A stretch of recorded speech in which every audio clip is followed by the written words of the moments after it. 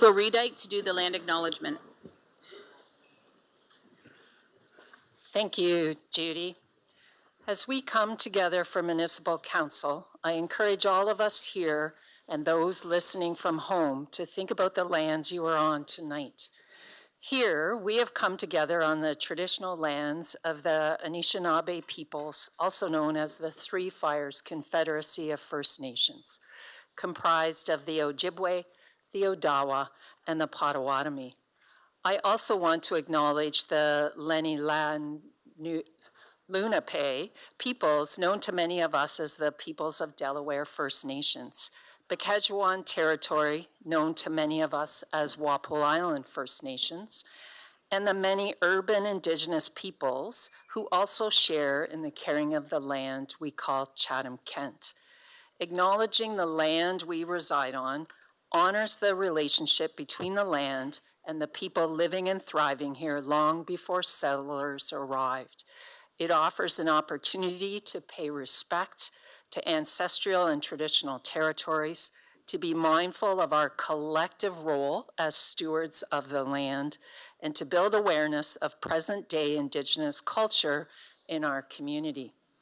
Canada has declared September 30th as the National Day for Truth and Reconciliation.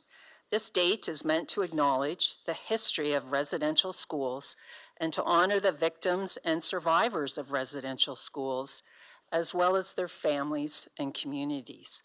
September 30th is also known across the country as Orange Shirt Day. This day of remembering was started by Phyllis Webstad, a residential school survivor from British Columbia. In 1973, Phyllis's grandmother bought her a brand new orange shirt for her first day of school. When 6-year-old Phyllis arrived at the residential school wearing her new orange shirt, it was immediately stripped from her.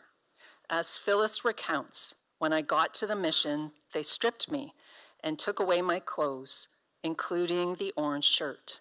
I never wore it again. I didn't understand why they wouldn't give it back to me. It was mine. The color orange has always reminded me of that day and how my feelings didn't matter, how no one cared, and how I felt like I was worth nothing. All of us little children were crying, and no one cared. Since 2013, Orange Shirt Day is observed annually in Canada. Inspired by Phyllis's story, orange shirts are worn to call awareness to the harmful legacies of residential schools and to affirm that every child matters. As we go about our decisions and learnings tonight, let us be mindful that as municipal council, municipal staff, and as a community, we have a collective responsibility to take care of each other and to take care of this land we all call home. Thank you.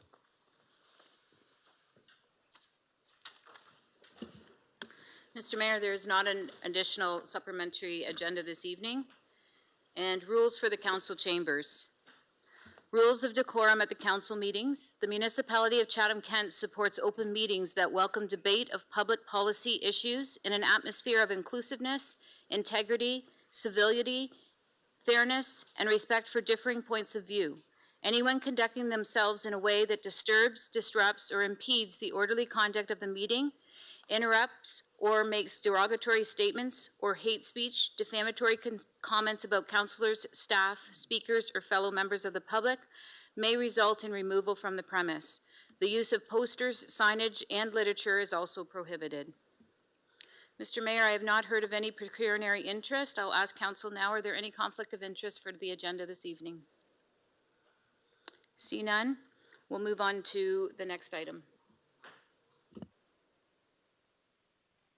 Yes, we'll move on to recognition, and with that, I'll call on Councillor B. McGregor to recognize an individual in here that's starting with us.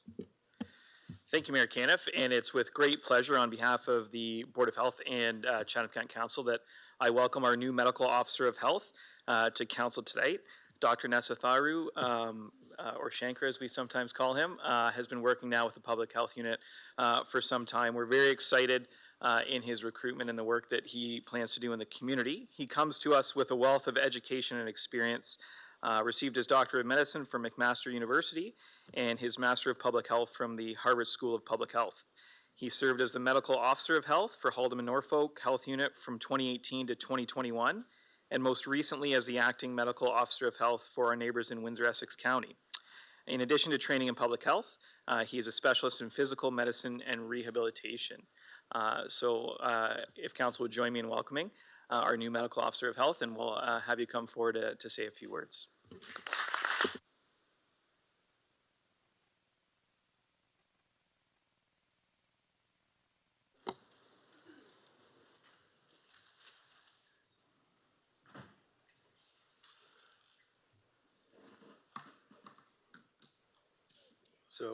Board of Health Chair, Mr. McGregor, thank you for that introduction.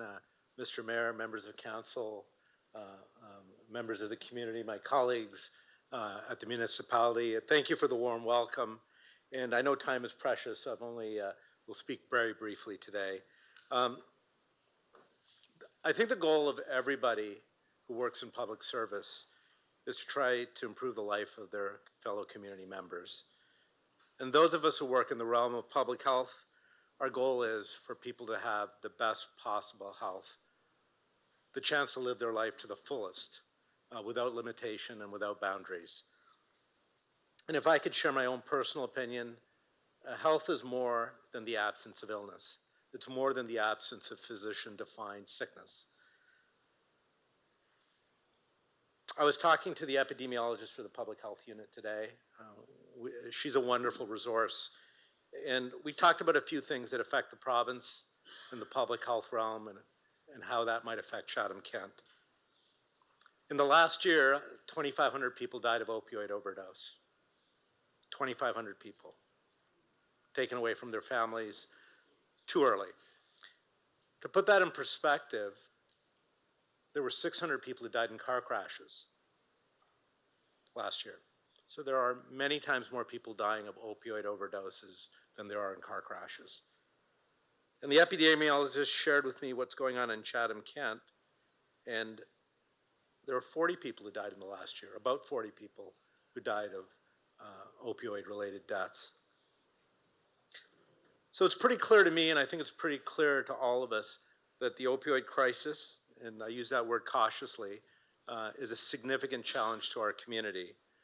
The crisis affects everybody, every walk of life, men and women, black and white, city dwellers and people in the countryside, the affluent and the poor. And when I was coming here today, I was thinking, well, what can we do to actually make a difference? There are very few times in life that you can actually save a life. And this is an opportunity today. I brought these naloxone kits for you, and I hope that you'll open them up. And the kits have a couple of things. First of all, they have some instructions. That if you can drive a car, you can help someone suffering from an opioid overdose. Pretty straightforward instructions. And this is a Narcan spray device. And if you think someone is overdosing, all you have to do is give a puff. That's all it is. And having a kit and learning how to use the spray can potentially save a life. There are a couple of things I would also like to share about this. One is that half of all people dying of opioid overdoses die at home. They die with somebody available to intervene. People aren't only dying in the park or on the streets. People are dying at home. And I know that personally, that people are dying at home. Secondly, taking a kit home with you today, and I hope that all of you who have been given a kit will take one home, and I have some additional kits from the Public Health Service for anyone who wants one. Taking the kit home is not an endorsement of the underlying conduct or activity. I have one in my house. My oldest daughter lives with me, and I have one in my house. And I hope that one will consider having these kits at their house.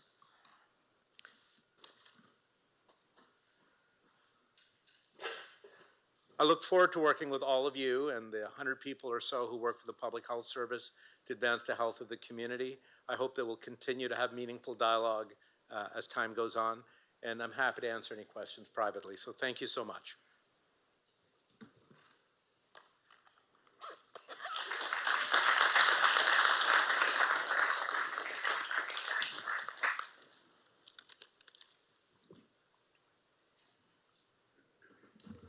Thank you for that.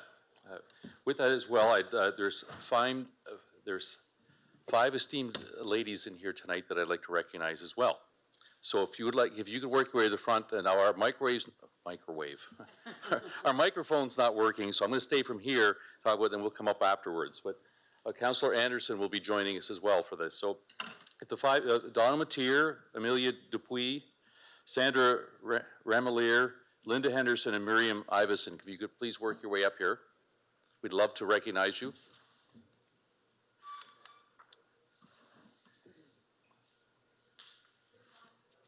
Just right out front here. And follow Councillor Anderson. She'll take you where you need to go.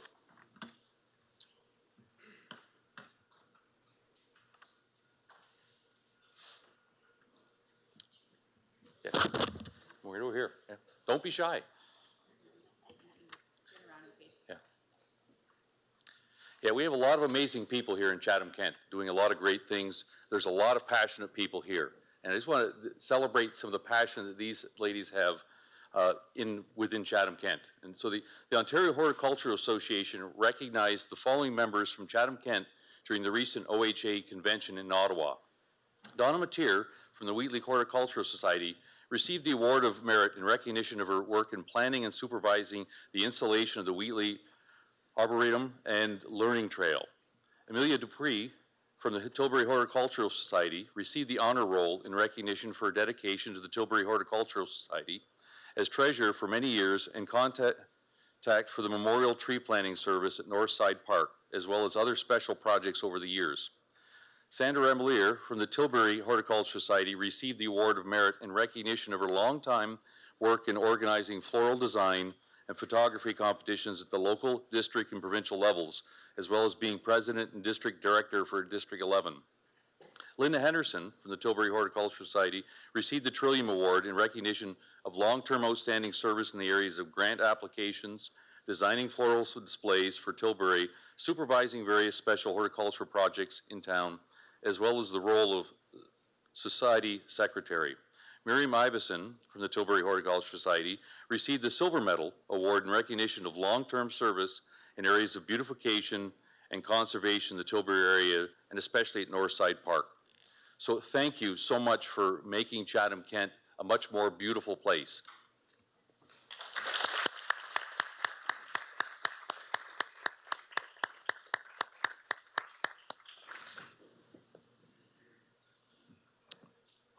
Go on. It's going to take, I'll run over there real fast.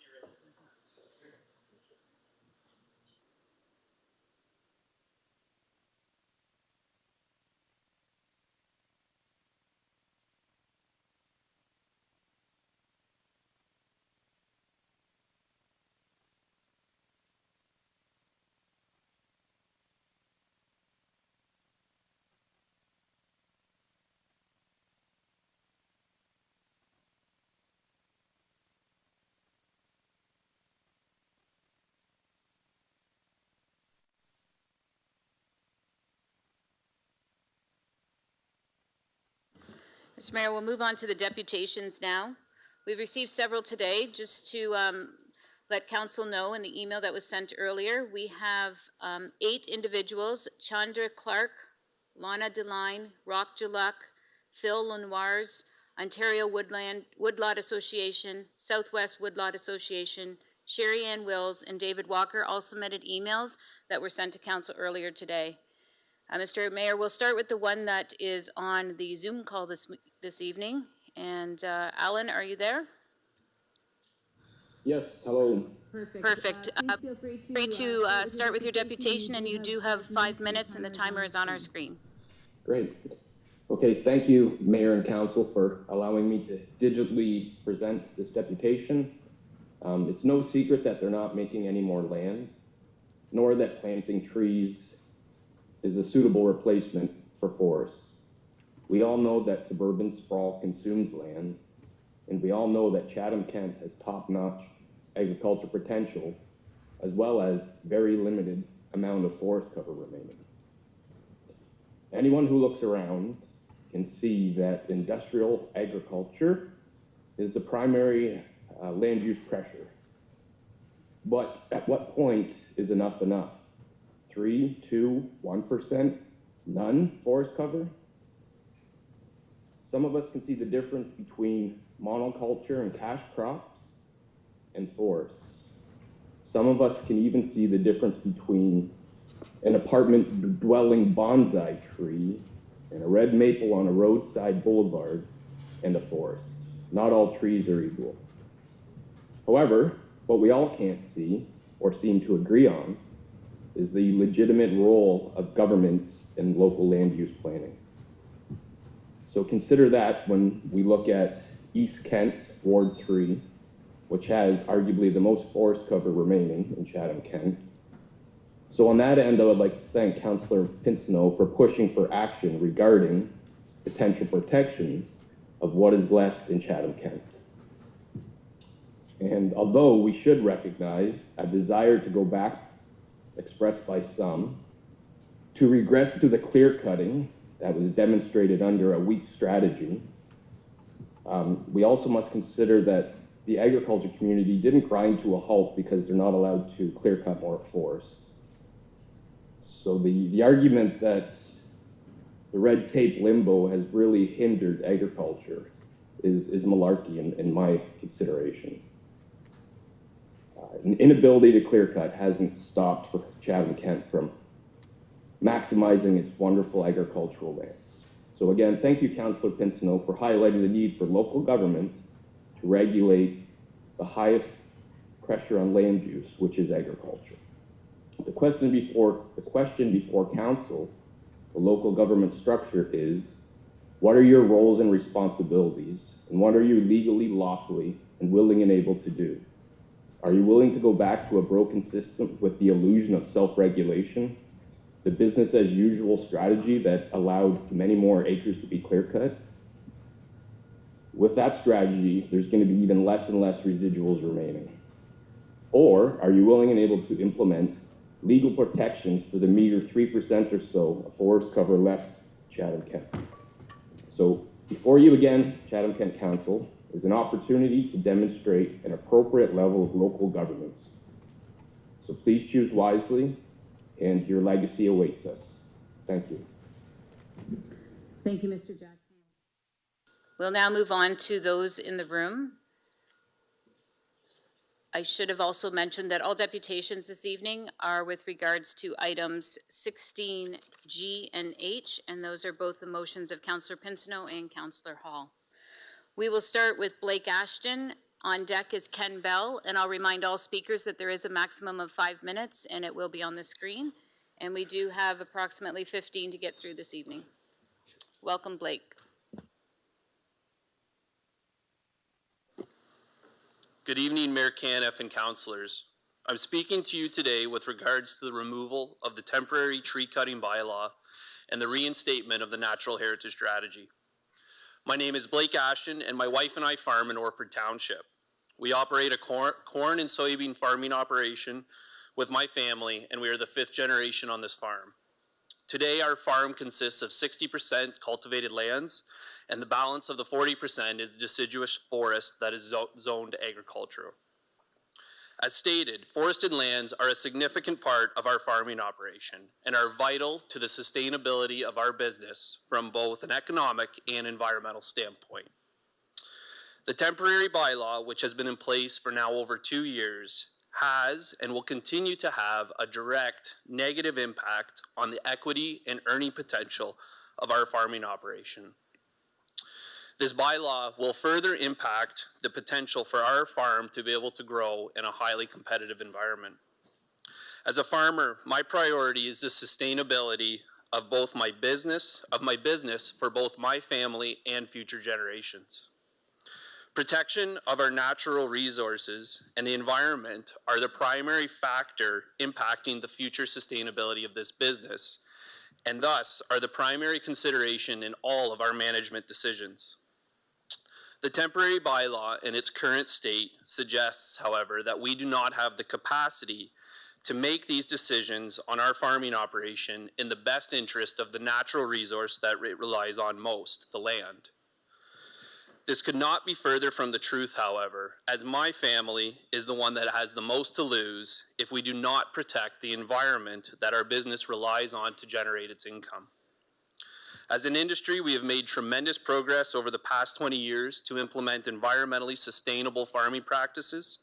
Much of this has been done without government intervention and support because it has been in the best interest of both our businesses and the environment. Farmers have and will continue to be the primary stewards of our agricultural lands, including majority of the forested lands in this community.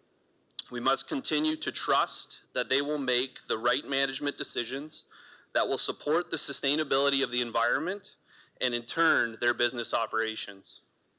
The current temporary bylaw has put an inequitable weight on our agriculture industry to combat climate change through the preservation of our forested lands, while other industries that could pose a much more significant threat to these forested lands have been allowed to carry on normal business practices. To this end, I am requesting that our council support one of the largest and most committed industries to this community by eliminating the temporary tree cutting bylaw. Thank you. Thank you. Next speaker is Ken Bell. On deck is Don Cyprus.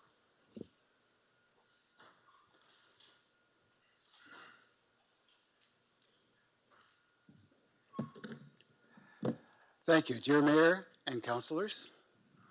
I sat on the Natural Heritage Implementation Strategic Committee from its inception to its completion, along with some of the people here and members of the KFA at the Lower Thames Conservation Authority offices.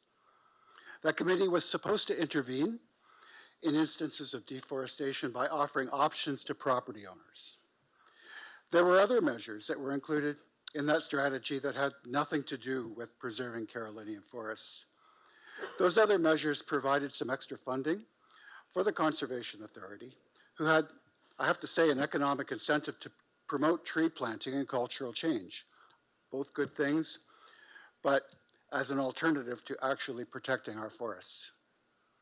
Fence rows, conifer plantations are not forests. Temporary flower fields are nice, but they're not forests either. And conservation's areas, parking, or provincial parks and First Nations reserves are not within this council's jurisdiction. So we can't allow ourselves to lose focus on broadleaf Carolinian forests that are actually within Chatham-Kent's planning jurisdiction. So I can state unequivocally that the strategy was totally ineffective to prevent deforestation in Chatham-Kent. Several instances of that deforestation continued during the period of the strategy, and nothing was done to effectively circumvent or even slow down its continuation. In fact, early in 2016, a provincially significant forest wetland was destroyed along the Coleman Drain across from Rondo Bay Estates. That forest wetland was within the regulated jurisdiction of the Lower Thames Conservation Authority and should have had the highest level of protection. The committee and authority were made aware and were totally unable to do anything after the fact. In fact, we were told by then Director Don Pearson that the Conservation Authority didn't have the resources to pursue a court case. So, lack of enforcement creates a climate of impunity. This information was presented and discussed during a series of natural heritage strategy meetings. All of this can be corroborated by other members of the NHIS committee. The reason I and others sat on this committee, aside from a good faith and a hope that we may actually be able to do something to save some woodlands, was to ensure that the same kind of backroom deals that led to the formation of the NHIS did not continue to misrepresent the public interest. It was a sad state of affairs and clearly demonstrated that the only protections the remaining forests have are legal protections, just like in other municipalities. The remaining 3.5% forest cover has been granted a temporary reprieve thanks to a temporary bylaw. The majority of voters in Chatham-Kent want forests protected through an open and transparent and publicly inclusive process. We need forests and fields with no backroom deals. Thank you for your consideration. Next is Don Cyprus. On deck is Karen Desars.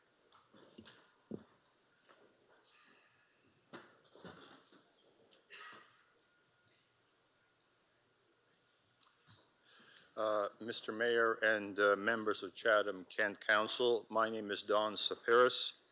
I farm near the Chatham-Kent Elgin border, farm in Rodney. I am the past president of the National Farmers Union of Ontario and a member of the Ontario Woodlot Association. I value the benefits provided by woodlots on my farms and encourage all others to discover that very same beauty. I'm here speaking to request that Chatham-Kent Council implement the tree bylaw that prohibits the clear cutting of woodlots, woodlands, and parts of woodlots, woodlands within the municipality. The county's natural heritage implementation strategy has not stopped woodland destruction, and further steps are needed. Chatham-Kent Council has made it known that environmental sustainability is a key component of its vision statement. At the September 20th, 23 meeting of the Great Lakes Eco-Region Network, a lady, Jane Elder from New York State, spoke on climate change and habitat and biodiversity loss being two of the three ecological threats to the Great Lakes. She mentioned that average temperatures are up 2.4 degrees Fahrenheit in the basin, in the Great Lakes Basin. This affects ecological health and vitality, the reason why many of us are here tonight. She goes on to state that landscape integrity is a problem, including connectivity and corridors for wildlife migration, genetic diversity, food sources, and etc. She mentioned further at this meeting last week that the Biden administration in the U.S. has passed a 30 by 30 regulation for land use that mandates 30% natural areas protected by 2030. As Canadians, as residents of Chatham-Kent, we need to be at the forefront of environmental protection by addressing ecological threats in the basin that eventually present themselves in the lakes. I would ask that Council review before their deliberations the NFUO, the Ontario Woodlot Association, the Ecological Farmers Association of Ontario submission of August 17th, 2021 that pertains to the temporary clear-cutting bylaw 72-2021. Nothing has changed in that situation. Everything still remains the same. The Natural Heritage Strategy will not address the issues emanating from the land use practices in Chatham-Kent that will affect the Great Lakes Basin and eventually the Great Lakes. Future Chatham-Kent residents deserve a future. The tree cutting bylaw needs to be designated as a vital component of the Natural Heritage implementation strategy. Thank you. Thank you. Next speaker is Karen Desars, followed by Earl Johnson.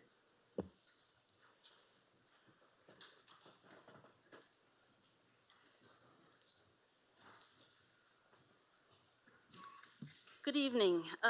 It's my intention to address the idea that there haven't been enough consultations, studies, open houses, workshops, or public input. First, one cannot adequately describe all the input and study that has gone into this bylaw in a 5-minute deputation. Second, I feel this whole exercise has got an up-to-the-minute redundancy. 1851, forests accounted for 80% of the Kent landscape. 1850s, 10% of Kent County land was forest. Note, today CK's forest covers around 3%. In a 2002 Chatham Daily News article, Councilor Brian King remains opposed to a tree cutting bylaw. Ralph Pugliese, quote, "In the old days when you brought that up, as soon as the words were out of your mouth, you could almost hear chainsaws." And note, bulldozers have replaced chainsaws. June 2003, a Chatham Daily News article, Chatham-Kent wants to increase forest cover and presents a forest management plan. And then they held forest management public meetings. 2010, the possible demise of Paxton's Bush was hot news. 2013, a petition was submitted to council entitled "A Petition to Pass a Woodlot Preservation Bylaw," and it contained 5,000 signatures, including 518 farm woodlot owners. In 2013, over 40 deputations were presented. In 2013, CK contracted the services of Brian Boyle and Associates. Mr. Boyle, an IAF certified professional, facilitated 7 highly interactive workshops designed to receive and discuss input and develop an action plan related to sustainable forest cover. 2013, a background research document was generated by Dr. Wayne Caldwell, PhD, RPP, MCIP, Director and Professor, School of Environmental Design, University of Guelph. 2013, there were 3 public open houses held in Wallaceburg, Chatham, Ridgetown, which generated 160 written comment sheets and an additional 50 received by email. Also, 2013 report generated entitled "Chatham-Kent Trees, Forests, and Woodlots, a Review of the Literature." 2013 report, in February, a bylaw was written, but council opted for a strategy instead. And then in 2013, they developed the Sustainability Review Committee Ken talked about.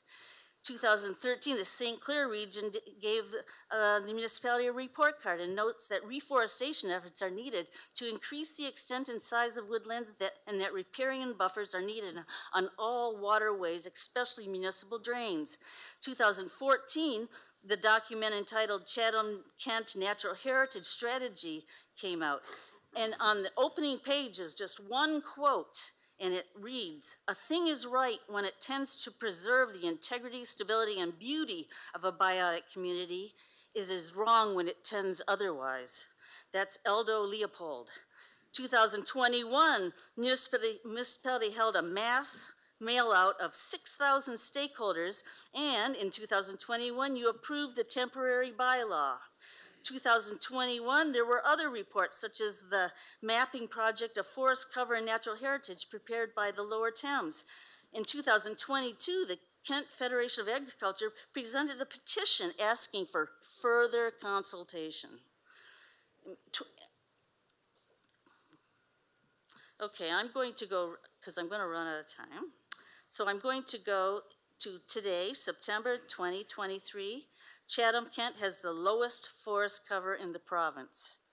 And finally, I'd like to share an excerpt from a report entitled "Sustainable Forest Cover in Chatham-Kent," written in 2013. It reads, "The current study compiled by Chatham-Kent to support a tree bylaw illustrates the harmful health impacts of deforestation contained in the Lower Thames Conservation Authority's founding study. It detailed how Chatham-Kent had the highest rates of hospitalization due to cardiovascular disease, stroke, and chronic obstructive pulmonary disease in the province. And it has the highest death rate for preventable cardiovascular disease. Chatham-Kent was found to have the lowest rate of leisure activity and the highest rate of overweight and obesity in southwestern Ontario. The lack of shade causes recreational trails to be unused. Chatham has been found to be 10 degrees Celsius hotter than Windsor, and rural areas have been found to be warmer than well-forested parts of southwestern Ontario. The hottest schoolyards in southwestern Ontario have been found in Kent County because of the lack of forest cover. I'm sorry, that's time now. Council has received your deputation, though. Trees are good. Thank you. Next speaker is Earl Johnson. On deck is Sally Joyce.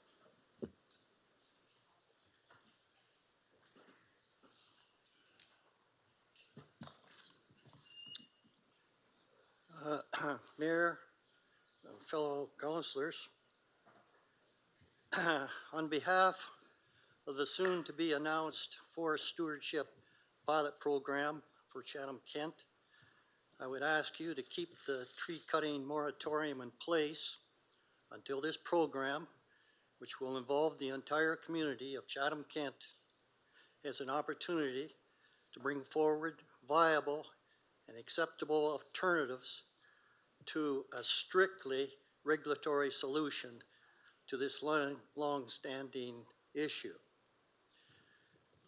Our initial group of involved citizens is now upwards of 50 community leaders, resource professionals, and private landowners.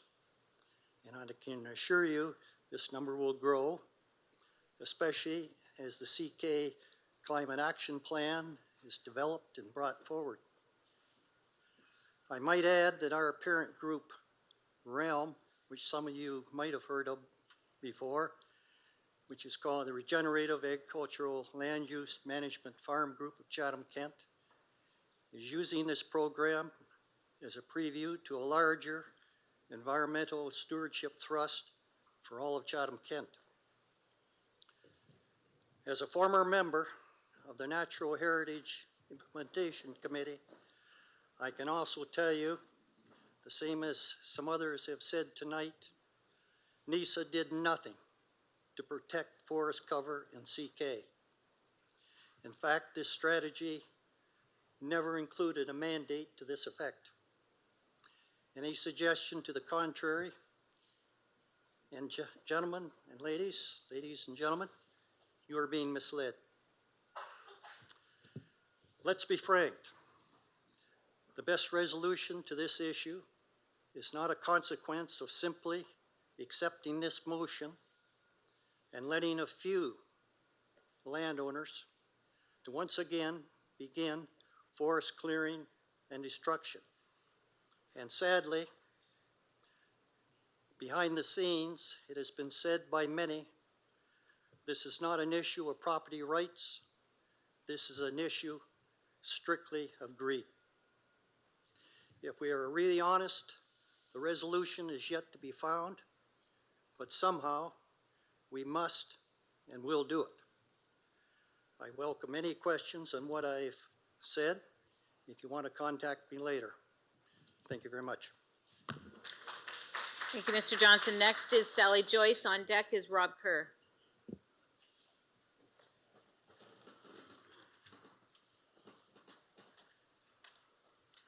Mayor and council, thank you for this opportunity. I'm going to take it a little bit to the personal. I am a concerned citizen, I am a Chatham-Kent resident, and I am an environmental scientist. I must breathe clean air to survive. I must drink clean water to survive. I must eat nutritious food to survive. I enjoy experiencing good mental and emotional health. I enjoy experiencing good physical health, and I enjoy experiencing good spiritual health. All of these ways of living are becoming harder and harder to do as the local numbers of mature trees continue to drop in Chatham-Kent.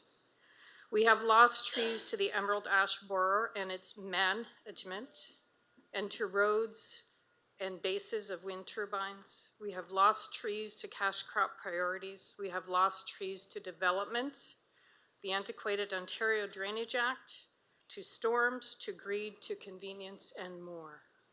This year alone in Canada, we have lost 11.5 million hectares of forested land due to wildfires. In 2022, thousands more hectares of forest were lost in eastern Canada due to the intensity of Hurricane Fiona. In Chatham-Kent, we are the lucky ones who, for the most part, have not had to experience the trauma and direct after effects of these large-scale tree-destroying events. We are also the lucky ones who can make a difference to protect what remains here for ourselves and generations to follow. In nature, everything is connected to everything else. If we continue to give priority to cash crops over woodlots, the tipping point will soon come when soils completely die and crops fail because our local biodiversity and ecosystems have imploded because of our destructive actions. A local tree protection bylaw is well overdue. even though I dream of the day when the concept of protection and protective legislation is unneeded because everyone understands the inherent, holistic, and interconnected value of all trees. Thank you very much. Thank you. Next speaker is Rob Kerr. On deck is Bill Parks.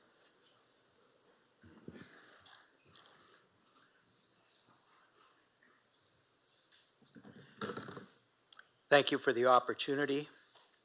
I'm a longtime Chatham-Kent farmer, but I'm speaking for the Regenerative Agriculture Land Use Management Group, which Earl Johnson just referred to.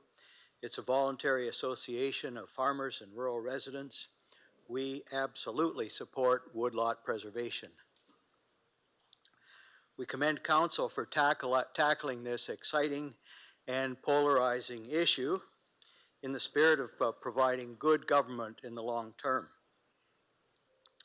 We do respect the property rights of landowners, a foundation of the rule of law in Canada. But please do not casually surrender your visionary long-term position. First, install a positive incentive strategy. Endeavor to grow the commitment of the whole community to maintaining and increasing tree cover in Chatham-Kent. A strategy should have 3 elements. Number 1, a substantial forest stewardship support program for woodlot owners, as was just mentioned by Earl Johnson. Second, positive recognition for the owners of woodlots by all taxpayers in the form of a budget manageable, annual, per acre municipal tax credit. And thirdly, employ moral suasion. Don't be shy. Commit to a press release which would publicly identify and make accountable to the whole community the owner of any woodlot destroyed. Only then, if you seek or are seeking middle ground, should you consider withdrawing the moratorium. Thank you. Next speaker is Bill Parks. On deck is John Saramnikas.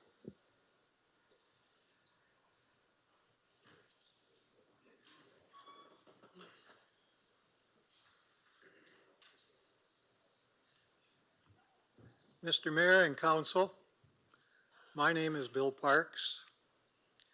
I'm here to talk to you about food. It's kind of important to all of us.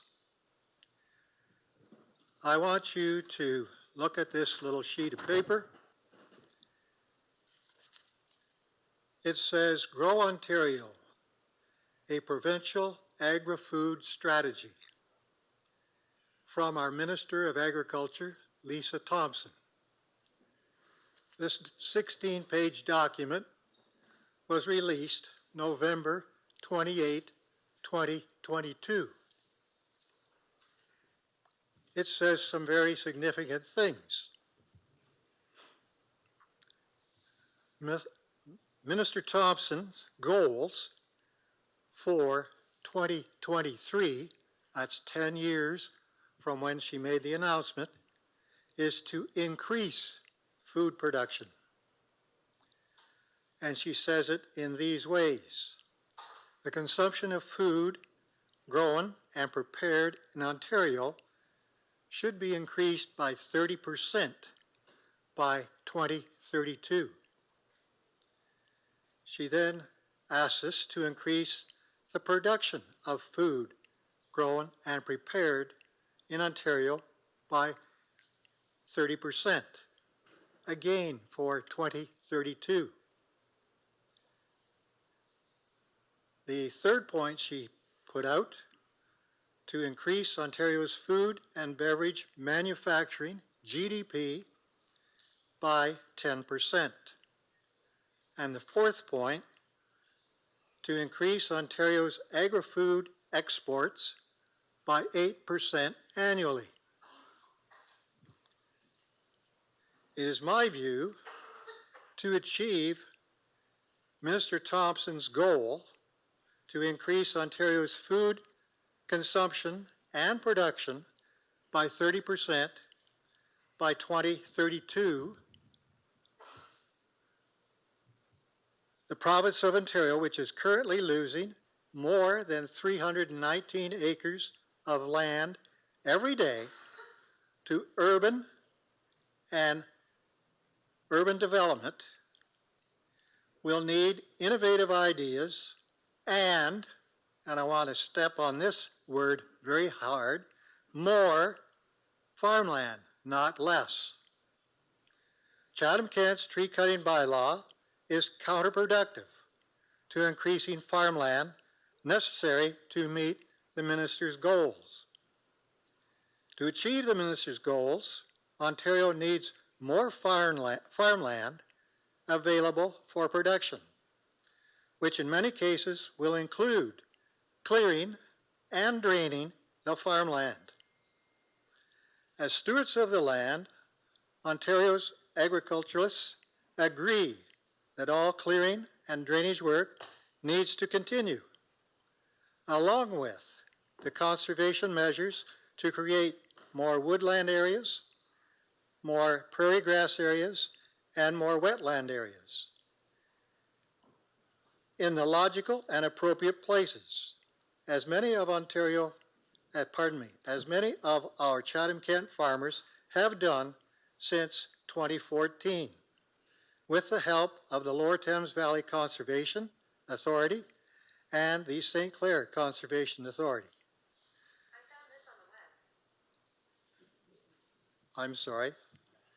Going forward, Chatham-Kent needs a renewed commitment to the Natural Heritage Implementation Strategy of 2014 from our Chatham-Kent Council without radical views from any source. The Natural Heritage Implementation Strategy of 2014 as an important initiative that the municipality of Chatham-Kent must fully support from today on. Chatham-Kent can make progress for farming and for conservation without the woodlot bylaws. Please defeat these bylaws. Thank you. Thank you, Mr. Parks. Next speaker is John Serenipkis, and I understand you have a PowerPoint presentation. Meredith will start that for you, and I will let you know when we get to the 5 minutes if you get there. On deck is Denise Shepard.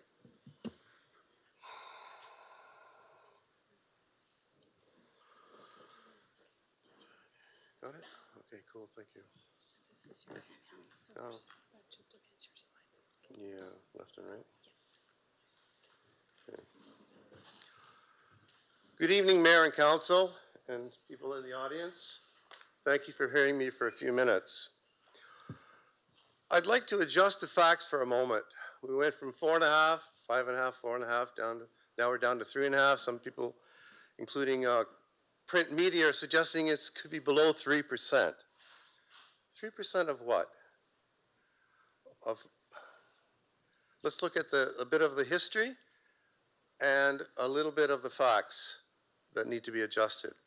In current print media, Chatham-Kent was one of only 2 municipalities in Ontario without a tree cutting bylaw. And it bears the distinction of having the lowest natural forest cover in the province at only 3.5%. Well, the latest Chatham-Kent swoop data pegs it at 104 square kilometers out of 2,465 square kilometers. That's not even counting the smaller lots, fence rows, plantings, valley lands that are a certain size or whatever. It's still sitting at 4.25%. Where the other facts are coming from, whatever, it needs to be adjusted. And it'll be adjusted further later on the following slides. Southern Ontario counties with no bylaw, 14 of them. Roughly half of the Southern Ontario land area. So let's correct that as well. In the last 10 years, neighboring Lambton, which has a bylaw for a while now, lost 243 hectares, it's according to their swoop analysis. And Elgin, with a bylaw, is about to lose hundreds of acres, most likely because of developments. Chatham-Kent, without a bylaw, lost 229 hectares, while Essex, next door, that doesn't have a bylaw, gained almost 2% in forest cover, according to the CBC report, September 24th, 2023. All my data is documented, and anybody who wants to get further sources, I can provide them. The province does not mandate tree regulations or bylaws. It does list numerous options for addressing environmental issues. Previous Chatham-Kent councils passed an education and incentive motion that we need to do work on, not a mandatory or regulatory permanent bylaw. Okay.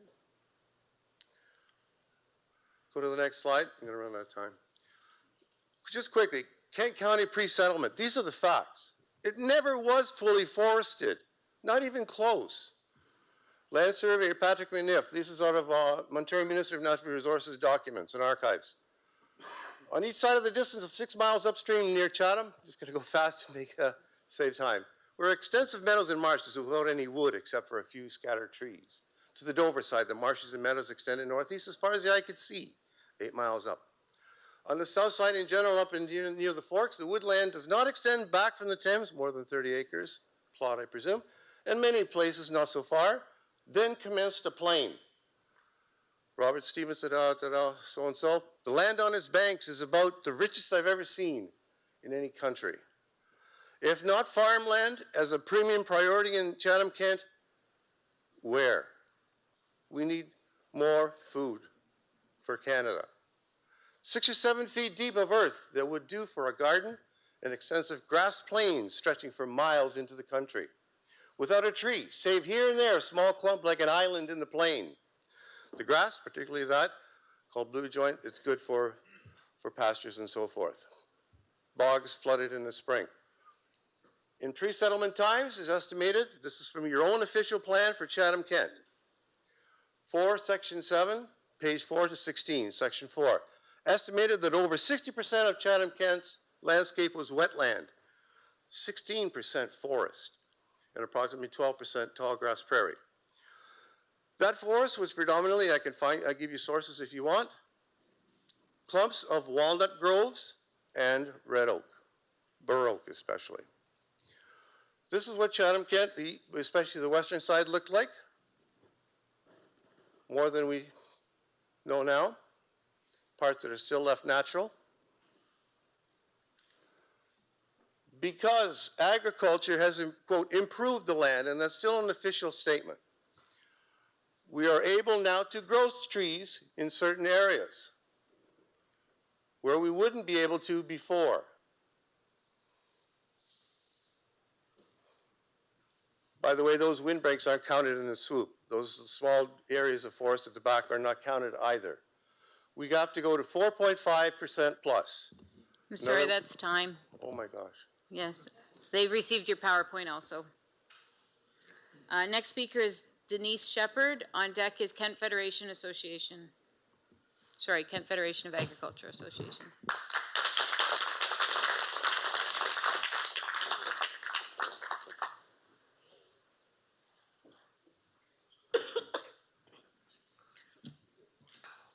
Good evening. I am speaking to address the motion presented this evening by Councillor Aaron Hall, re the Natural Heritage Strategy. I ask this current council to support the declared goal of ensuring environmental sustainability for Chatham-Kent. Years of review, reams of paper, and hours in boardrooms have been directed to establish a natural heritage policy intended to protect the natural features of our area for long term. These issues are more important now than ever before, and you are being asked to proceed efficiently with the existing data and public input collected and previously provided by administration to the members of the Natural Heritage Committee of the Whole. It is also of utmost importance the Bylaw 72, 2021 remain in place and in enforcement. The existing woodlots are a unique ecological feature that once gone will be gone forever. Picture how differently our area would have been if adequate protection would have been provided as was sought in 2013. Our area has suffered 8 long, devastating years of loss to wildlife, habitat, biodiversity, and connectivity of natural areas until the temporary clear-cutting bylaw was presented in April 2021. Those that understand the full value of what is trying to be protected can be proud of their comprehension of future impact and their stand to save it for the well-being of all. Those that can drive down any rural road in East Kent, look across concessions of agricultural land without a tree line in sight, and realize this is not sustainable, can be brave enough to have the moral strength to stand up for what is required to protect the less than 4% remaining forest cover. Councillor Hall's motion allows for further development and implementation of a combined solution that can safeguard preservation of forest cover in Chatham-Kent. Please be aware the time has come to move from more information gathering and spitting it out from several existing programs developed under the umbrella of maintaining natural cover in Chatham-Kent. This is September 2023. The time is now to focus on a way forward regarding woodlot conservation. You, as council members, have at your fingertips as you vote to accept this motion, the opportunity to tackle biodiversity loss and help nature's ability to support a healthy environment for the world ahead. Thank you. Next speaker is the Kent Federation of Agriculture. On deck is the Christian Farmers Federation.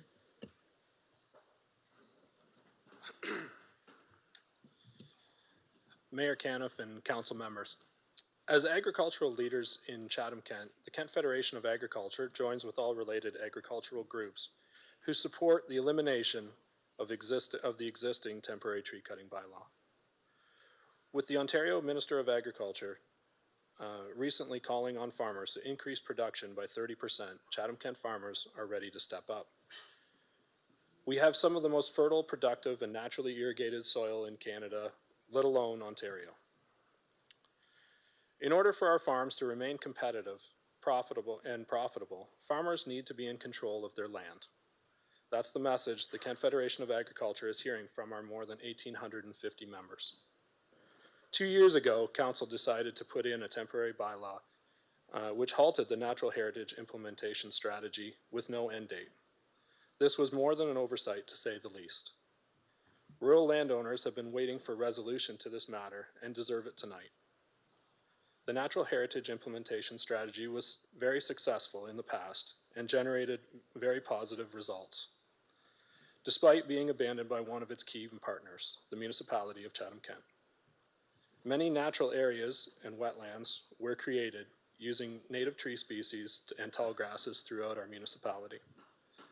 The Kent Federation is calling on Council tonight to implement a new updated natural heritage strategy. We would be pleased to champion the update and work with Council and staff members for the success of it. New housing developments in Chatham-Kent are removing prime agricultural farmland and from production at an alarming rate.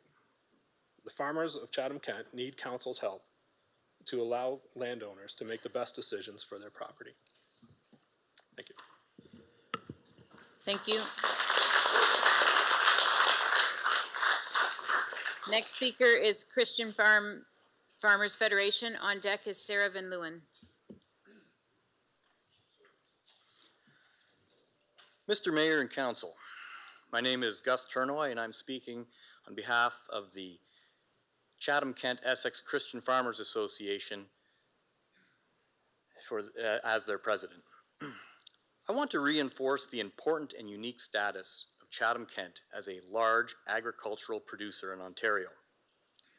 The Chatham-Kent Property Rights Association report quite rightly highlights many of the issues facing the sustainability of agriculture in the province and real requirements of farmers in Chatham-Kent. The Ontario government's Grow in Ontario Agri-Food Strategy highlights how important agriculture is to our province and nation, and sets out ambitious goals to protect our agriculture and resulting food security. Policies and regulations that stand in the way of this strategy are detrimental to the well-being of Ontario and Canada as a whole. The farms in this county are often being managed by third and fourth generation farmers, and I've personally met those who are the seventh generation on their land. Our farmers understand their land and have evolved a relationship with the natural environment around them, creating a sustainable system. And these farmers are the experts suited to determine what is best and most beneficial use of their land. Much of the land in Chatham-Kent, due to its rich soil, long growing season, and agreeable topography, is optimal for high production agriculture. A very small percentage of our nation's land can be farmed, and it is our responsibility to use the blessings of our region to the optimal benefit of our world. Local tree cover is a complex situation.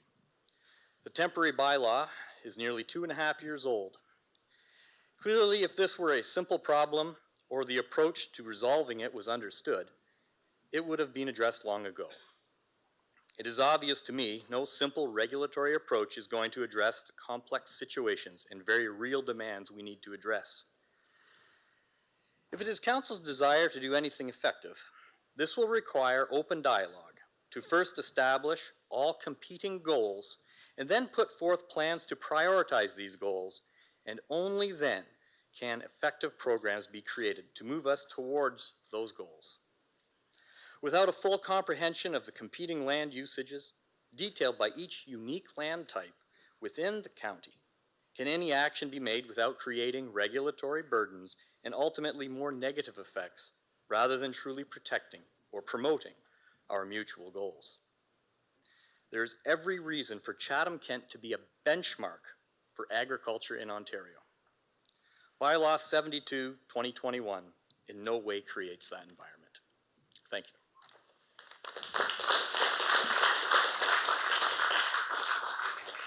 Next speaker is Sarah Van Leeuwen. On deck is Chatham-Kent Property Rights Association.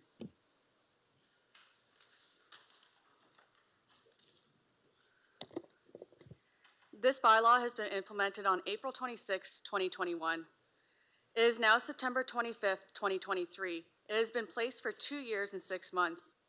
When I looked up the definition of the word temporary in the dictionary, the adjective was lasting for a limited period of time and not permanent. Good evening, Honorable Mayor Darren Kenneth, councillors, and fellow Chatham-Kent citizens. My name is Sarah Van Leeuwen, and I'm in favor of Councillor Stephen Pinsonell's motion to remove bylaw 72/2021, the temporary clear-cutting bylaw. I farm together with my husband and 3 children. We are a young family that resides in Chatham-Kent in Howard County. My husband and I both graduated from the University of Guelph Ridgetown campus, where we were taught to have great stewardship of the land. Today, we work with many people to make sure that we can fulfill that fact. More people than we might even have for our health. In September of 2018, I took part in celebrating Chatham-Kent and volunteering in the IPM in Pancor.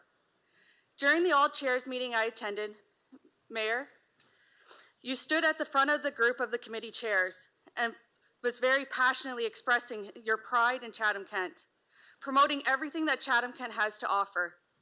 Our mascot was named Toby Kobe. His feet represent his head was a tomato, beefy chest and shoulders, leg of corn, and beads for feet. He had a colorful agriculture symbol which represents Chatham-Kent. These are a few of the crops that we grow in Chatham-Kent. We have some of the most productive land in Ontario. We are able to grow field crops and vegetables, which most areas might not be able to because of their lack of heat units and fertility. While traveling up north, we noticed large amounts of logging trees. And yes, up north has abundance of trees. But then I noticed signs protesting mining and lime. Everyone uses the products that our land has to offer. They just don't want it in their own backyard. In Chatham-Kent, bushes are able to come down for housing or to develop the area. This bylaw is just in place for farmers. We lose over 300 acres a day to development. We bought and paid for our land and continue to pay high taxes over it. We love what we do and we are good at it. We take our time ensuring the actions that we take are the right ones. Councillors, I urge you to please vote right. Vote to eliminate the tree cutting bylaw and eliminate red tape. Thank you for your time this evening and allowing me to express my favor of the motion to remove the tree cutting bylaw. If you ate today, thank a farmer.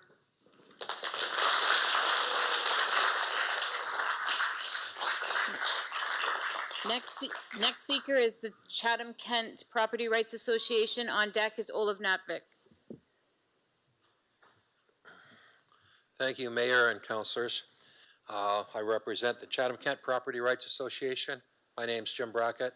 I'm also a director on the Kent Federation of Agriculture. The Chatham-Kent Property Rights Association joins with a majority of the rural population of Chatham-Kent in requesting the elimination of the existing temporary tree cutting bylaw. Ontario has less than 5% of its land used for primary agriculture. Chatham-Kent is optimum for agricultural practices by benefiting from the soil types, our terrain, our water resources, and a very long growing season. Our unique topography and climate combine to create the perfect agricultural land base.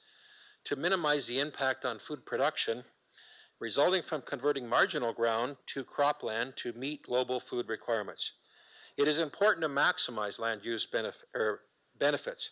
Farmland has been lost both locally and provincially to the high rate of residential and industrial development. Much of this development is situated on previously highly productive farms. Our natural heritage plan and conservation undertakings have proven to be effective in converting marginal farmland to provide tree cover and other natural spaces.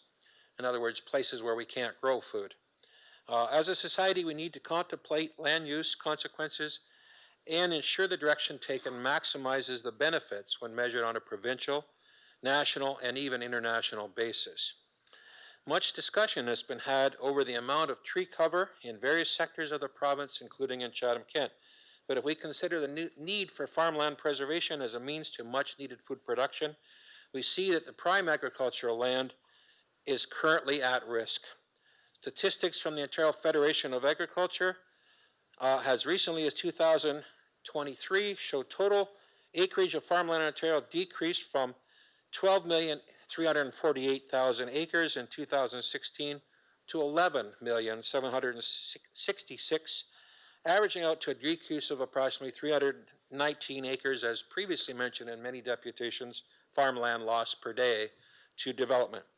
The loss has almost doubled the 175 acres of 2016, and it's surely gone to 400 or more now. The question that arises from the shocking acknowledgement of farmland at risk is essentially the same one our ancestors faced when they settled. How do we feed ourselves and the population? At that time, they were faced with a promise that was covered in trees and still is. They had to make a hard decision to knock down trees to provide enough food to eat. This is evident from the statistics that we've shown. At today's rate of farmland loss to development, nearly 1% per year, it could be easily said we're in crisis mode and need to examine ways to offset this. Chatham-Kent is unique in its location and comparative and composition relative to the rest of Ontario. The issue of clear cutting of trees and woodlots last arose in 2013. At that time, many concerned parties on both sides of the discussion presented their position to the municipality of Chatham-Kent, who was contemplating a bylaw. The thoughtful result was the natural heritage strategy, which was working. We have increased over that time period our acreage planted to trees versus knocked down by 3.73%. So without any need for a bylaw, the property owners have managed to increase the amount of woodlot tree cover that was removed versus what was planted. We have not had good support from the other players, whether it be the activists or even the municipality. So we're looking for support with the natural heritage strategy from the municipality and the other players. We want to maintain a balanced natural ecosystem of this municipality. We believe that all interested parties, including agriculturalists, urbanites, business people, thoughtful conservationists, LTVCA and SCRCA, our conservation groups, and radical conservationists would support a review and improvement of the natural heritage strategy. In conclusion, the preservation of our environment is everyone's concern, but not everyone's responsibility. The responsibility of managing such a limited resource, which is currently at risk, lies with the farmers who operate on these productive lands. This is their most valuable and natural resource. All we are asking for is everyone's support to carry on their life's task and a business environment that supports their endeavors. To that end, we again reiterate our request that the municipality of Chatham-Kent vote against any bylaw that would restrict the farmland owner from clearing woodlots and tree cover to recover valuable farmland that will then go into food production. Thank you very much. Thank you. Next speaker is Olaf Natvik. On deck is Ben Kushtas.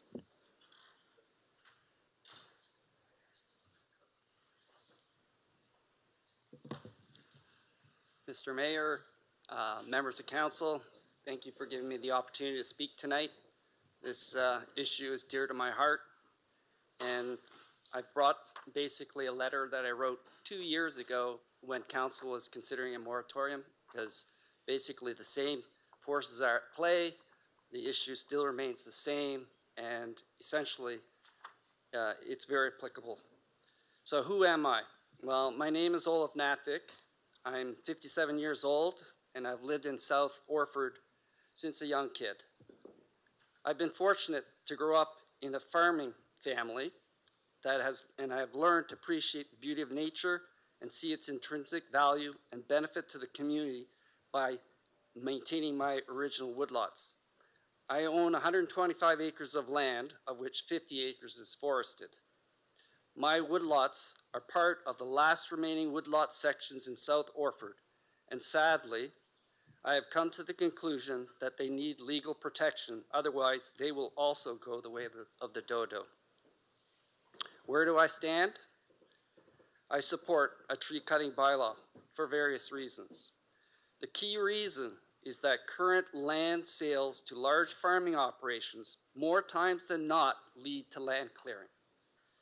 Since the last time the tree cutting bylaw was voted down, 2 neighboring farms came up for sale. And with land values now at $15,000 to $25,000 an acre, the buyers are large farming outfits. Don't kid yourself. They're not small operators. They're large farming outfits. You need money. One neighboring farm had every last tree removed, probably 30, 40 acres worth. And the other piece, I had to do a land swap, i.e. sell 40 acres of cleared land so that I could buy the neighboring 50-acre piece with 25 acres of remaining woodlot. The reality was, if I didn't do the land swap, the next large farming operator would have cleared and tiled the woodlot. This is the on-the-ground trend that continues since I was a boy. It's sad.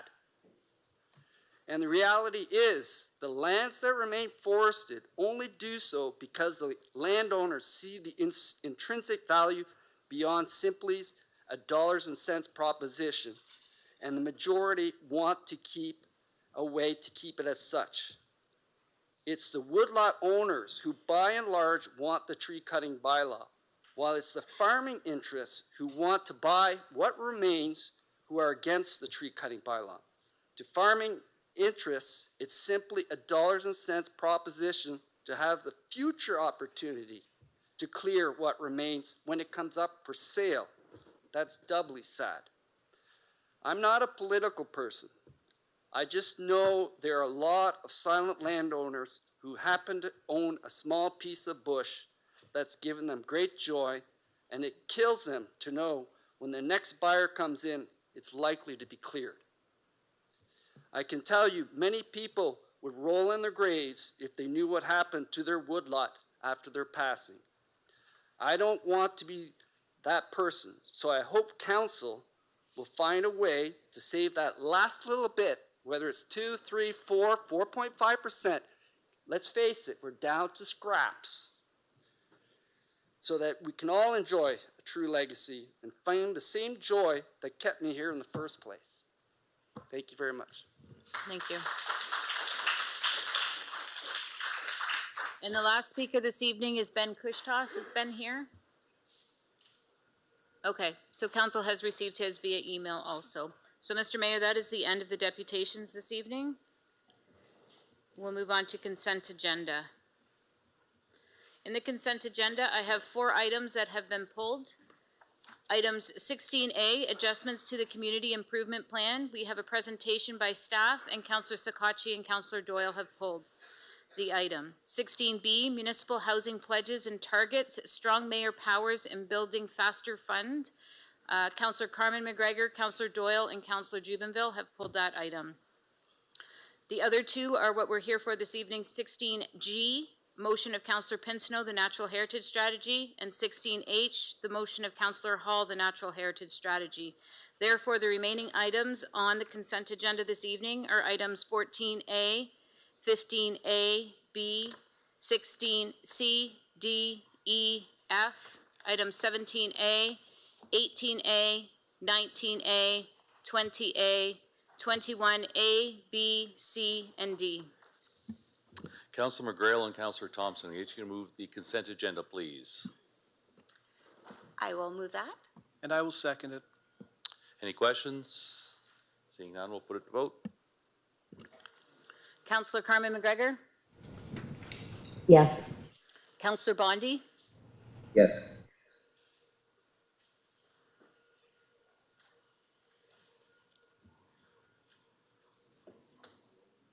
All votes are in. Sorry, Councillor Hall's not there. Okay, sorry, all votes are in. Motion passes 16-0.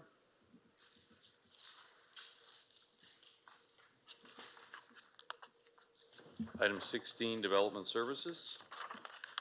16A, adjustments to the community improvement plan, and we have a presentation from Gabriel Clark, the Manager of Growth and Sustainability.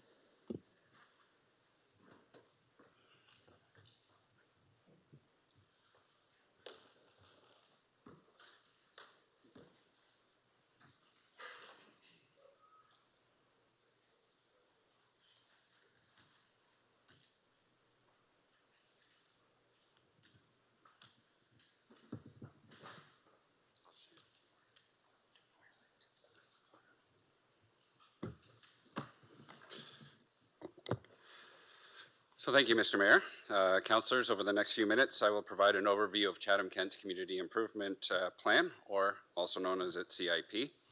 I'll talk also quickly about the CIP review project that we've been working on over the last 10 months, and then I will touch upon the recommendations that we have developed for the various CIP programs going forward. So for those who are unfamiliar with the Community Improvement Plan, or CIP, in simple terms, it is a program that offers a series of financial incentives to encourage various forms of high priority development, such as commercial, residential, and employment related. It was approved by Council on March 2nd, 2020, so days before the COVID pandemic, and it includes 5 core funding streams, including a commercial facade rejuvenation grant program, a property tax program, a building and planning fee program, a development charges grant program, and a program that offers grants for various forms of housing. So in December of last year, Planning Services initiated what we called the CIP Review Project, and this project was initiated to evaluate the impact that the CIP has had on the community since it was introduced in 2020, and then to ensure that the CIP continues to reflect Council's evolving priorities related to growth and development. CIP Review Project includes the 3 main steps, which are illustrated on the screen. So step 1 led to the creation of the CIP Uptake and Community Impact Report that was presented to Council on July 10th at that meeting. Steps 2 and 3 were undertaken concurrently and led to the creation of the report that is attached to this evening's council agenda and this presentation. So this slide actually illustrates just one key excerpt from the CIP Uptake and Community Impact Report. It shows that between March of 2020 and December of 2022, the total construction value of the developments that participated in the CIP was estimated at just under $170 million. Those developments received grants totaling just over $18 million, which represents an investment value, private sector versus public sector, of 9.3 to 1.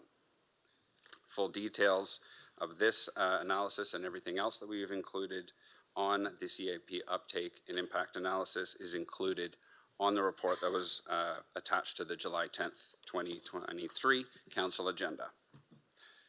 So with that as background information, I will now turn to the adjustments that have been developed for Chatham-Kent's community improvement plan going forward that are before you for consideration. So the adjustments that are recommended for the CIP programs are all underpinned by one or more of the following guiding principles that are listed on this slide. The guiding principles on the left column flow directly from the various growth-related priorities that are included in Council's newly approved strategic plan. The guiding principles on the right hand of the column were developed throughout the course of the CIP review project, and various sources include best management practices review, business community surveys, and stakeholder engagement. So turning to the actual recommended adjustments, starting with the commercial facade improvement program at the top of the screen there. Recommendations include simplifying the grant structure, increasing the maximum grant value, and ensuring that projects that involve replacing windows are always paired with other facade improvements. The recommendations for the second program on the list here, called the Development Charges Partial Rebate Program, is to sunset this program. This recommendation is partly driven by Bill 23, which now mandates a 100% exemption for affordable housing developments from our development charges. Third on the list is the recommendations for the Building and Planning Fee Rebate Program, which include introducing a funding stream for additional dwelling units, also known as secondary units, and focusing the eligibility for the commercial and mixed-use streams to downtown business areas. For the Residential Conversion and Affordable Housing Program, recommendations include increasing the amounts of the grants, eliminating the unit caps, and focusing the mixed-use grants to downtown areas. Turning to the recommendations for the Property Tax Program, which is also known affectionately as the Property Tax Increment Equivalent Grant Program. Recommendations for the commercial stream include establishing a two-tier system, basically more aggressive incentives for downtowns and hotels, and then a second less aggressive stream for commercial developments outside of downtown areas. Recommendations for the mixed-use commercial residential stream include focusing eligibility to downtown areas and providing a more aggressive incentive for affordable housing units in mixed-use buildings located in downtown areas. Recommendations for the employment stream is to raise the minimum eligible project cost to $1 million, up from $250,000, where it is at currently. Recommendations for the major employment stream include raising the eligible minimum project cost to up to $10 million from $5 million where it currently is at, and providing council with the option to negotiate incentive levels for employment developments that come in at a value of $50 million or more. The recommendations for the major rental residential stream is to provide the developer with 70% of the tax grant and then to place the remaining 30% into a municipal affordable housing reserve to build up funding for future municipal affordable housing projects. And then finally, the last recommendation under the Property Tax Grant Program is to establish a grant for existing homeowners who decide to build additional dwelling units on their properties.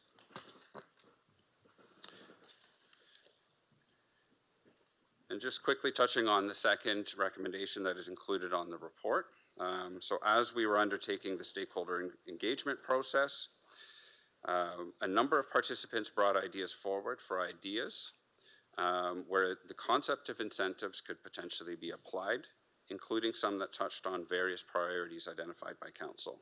Examples include supporting rural economic development and diversification, innovative housing solutions such as modular housing, cooperative, non-for-profit housing, life leases, land trusts, small homes, and other affordable housing models. Talent attraction, so things like childcare facilities, early childhood educators, doctors and medical practitioner recruitment, public art, and universal accessibility improvements.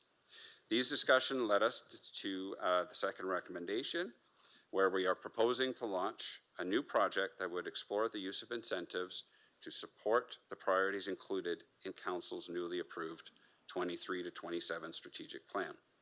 From a timing perspective, Planning Services would consider this project, if it's approved by Council, as part of the development of the 2024 business plan, and would then bring a project framework report to Council for consideration in the new year.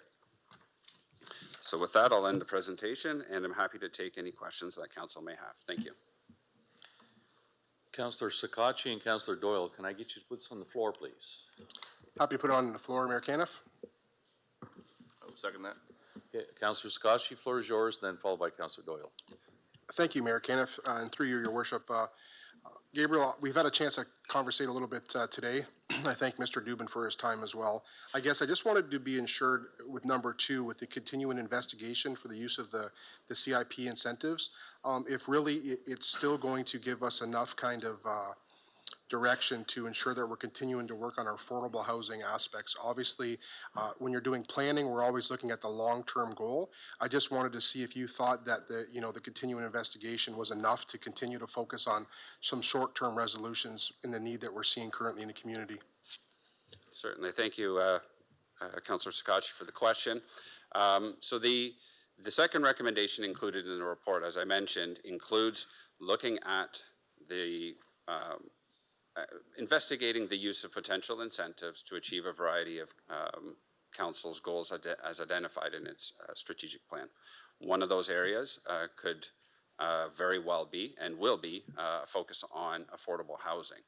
I would suggest that the CIP provides an opportunity for the municipality to encourage private sector investments for affordable housing, and with the recommendation to dedicate 30% of the tax grant for major market rental. It also provides an opportunity for the municipality to build up a fund that is not directly related to the budget to fund future affordable housing projects. So if I look at, various ways that affordable housing could be developed, there's the private sector side of things, there's direct municipal investments, and then there's also non-for-profits. And what I would suggest as part of the second recommendation is we would look at how incentives could be applied to encourage non-for-profit and potentially further encourage private sector investments in affordable housing. The question remains, though, is that sufficient? And I would suggest that there are potentially additional avenues that could be pursued to investigate ways that we could encourage affordable housing beyond that which is included within the scope of that second recommendation on the report. But that said, that is going to be a focus of that second recommendation. So hopefully that answers your question. And just a quick follow-up. So with number 2, I would guess that there'd be continuous dialogue with Mr. Harper's team as well in regards to potential projects in the future to see if there's other ways we can kind of be collectively creative, I guess, in some of these resources that he might come across? 100%, yes. And I just wanted to, I just also wanted to acknowledge, I think that adding the extra dwelling unit really gives, residents who maybe have a house or 2 houses in the community an opportunity to incentivize helping create a solution a little bit. So I just think that's a very good new component to this, and definitely greatly appreciate that in the report. Thank you. Thank you. Councillor Doyle, followed by Councillor Finn. Thank you, Mayor. Just a couple quick questions. In 2020, we switched it from just downtown to more areas to encompass quite a few more buildings and people to be able to use the CIP program. What was the main reason for getting away from just going down to going back to just downtown? If you're, sorry, Mr. Counselor, you're referring to the commercial incentives and? Yes. Yeah, yes, like the okay, tax. sorry, the tax. So one of the ways to visualize an incentive is an encouragement, right? So it's an encouragement to achieve a particular goal or objective. So when I think about it, you know, what we did in 2020, if we're using the analogy of an amplifier, is we turned the volume up on the commercial incentives to full blast for all of Chatham-Kent. And what we did, what we realized, or what we've achieved over the last several years is significant increase in private sector investment in all forms of commercial development. Then what we did was when we looked at Council's newly approved strategic plan, we identified, I believe it is resilient downtown areas as a strategic objective that Council has identified. So when we go back to the amplifier, we looked at, can we turn up the volume on the incentive offered in downtown areas to align with Council's objective without completely turning down the volume on commercial incentives outside of downtown areas. So you'll notice that what we're suggesting is a two streams of commercial incentive. One that's kind of more aggressive for a longer period in our downtown areas, but we're also suggesting that commercial the incentive for commercial developments outside of downtown areas be turned down a little bit, but not completely turned off. And that is to increase the differentiation between the encouragement we would provide in a downtown area versus outside of it, so that when a business is considering where to locate, the incentive or the signal from the part of the municipality is stronger to locate in a downtown area. I guess I can understand that. Thank you very much. Councillor Finn, followed by Councillor McGrail. Thank you, Worship. Through you to Gabriel. Just some questions that came up while I was reading it. It's with regards to the affordability and where it says the provincial legislation and Bill 23 requires 100%. How many units in a project have to be affordable, for one? And who determines what affordable is, because 80% of $1,600 on an apartment is still not affordable for most. That's what my first question. Thank you, Your Worship. I'll take that one, Councillor. So we purposely use the same definition of affordable housing development and affordable housing in the CIP as we did in our development charges bylaw. And the way it reads now, it is more than 5 units, of which 25% have to be designated as affordable. That counts as an affordable housing development. The province, why it's in Bill 23, has not yet actually settled on a definition. That's one of the dialogue that's going on. But for right now, we have our own local definition that's in both of those documents, and it's 25% of the units within a project, rental housing. Mm-hmm. And who determines the price of affordability? It's defined in there as well, subject to various programs, et cetera, in the definition of what the affordability is. So, mm-hmm. And my second one, what is the minimum square footage of a residence under the building code bylaw right now? As we're expanding, people have parents that they might want to have a tiny home on their property with them. And right now, you can't do that. So we did bring forward a change to the zoning bylaw during the last housing amendment, which I believe, Garrett, was last year, about a year ago. And that accounted for the additional dwelling units that you're speaking of to allow up to 3 on a property. There is no dwelling unit size for what we call an additional dwelling unit. There is a minimum size of 70 square meters or 700 square feet if it's just a single detached dwelling on its own lot, or a semi-detached dwelling or a townhouse unit currently under the zoning bylaw. That's the way the zoning bylaw is framed. So if somebody wanted, say for their mother or their father, a 200 square foot home put on their property, they wouldn't be allowed to do that? Are you talking in addition to their own home? Yes. Yes, no, they would be allowed to do that under the zoning bylaw, if it's within certain serviced areas right now. In agricultural areas, it's only allowed within the dwelling itself, but you can bring in an accessory dwelling, and all it has to meet is the Ontario Building Code for size. Off the top of my head, I think it's a little less than 200 square feet. Okay, But it has to be designed to make sure it meets code. there's a lot of properties out there that you couldn't put a home on now because houses are burned and they've ripped up foundations, that it might be wise to maybe get out there that if they could put a 200 square, even in somebody's yard, whatever. Yeah, we left it there at 700 square feet for like as a default for a standard dwelling on a single lot for now. But in circumstances, like you say, you might have an undersized lot, certainly you can go through a variance. We've done amendments to reduce sizes if a larger proposal comes forward. So they just have to come up to the planning committee, I take it? Okay, thank you. Councillor McGrail, followed by Councillor C. McGregor. Thank you, Mayor Caniff. My one question was asked about define what affordability is. But so just so I can recap this, when a group sets forward and says, I want to build a new apartment building, are we now implementing that, okay, but a certain amount of these have to be affordable housing units, rental, I'm talking about right now? Are we mandating that? Not currently, no.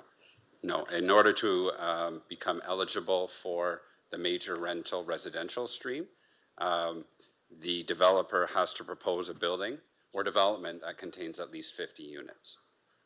And then we mandate that there needs to be some affordable housing? Of those, no. No, we do not. We cannot, all of the developments that have participated in the major market residential stream so far as I know, are 100% market rental units. Okay, so why haven't we mandated that? Just to add to that, Your Worship, the subtle change in this particular version of the CIP versus the last, we were giving 100% over 10 years for those major rental market units to stimulate apartment growth in the community, which we've definitely seen. What we're saying now, the rebate is still 100%, but only 70% would go back to the developer, and 30% of that tax rebate would go into a reserve, essentially into Housing Services Division to keep funding the affordable housing reserve. So it's another way to inspire affordable housing developments and fund our own builds. Okay. Does that make sense? Yep, that makes sense. Thank you. Councillor C. McGregor. Thank you, and through the mayor. Just a couple questions.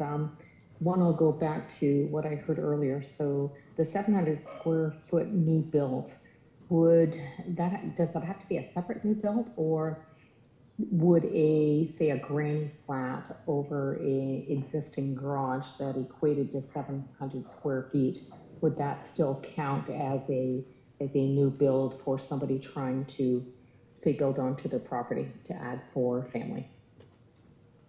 That's my first question.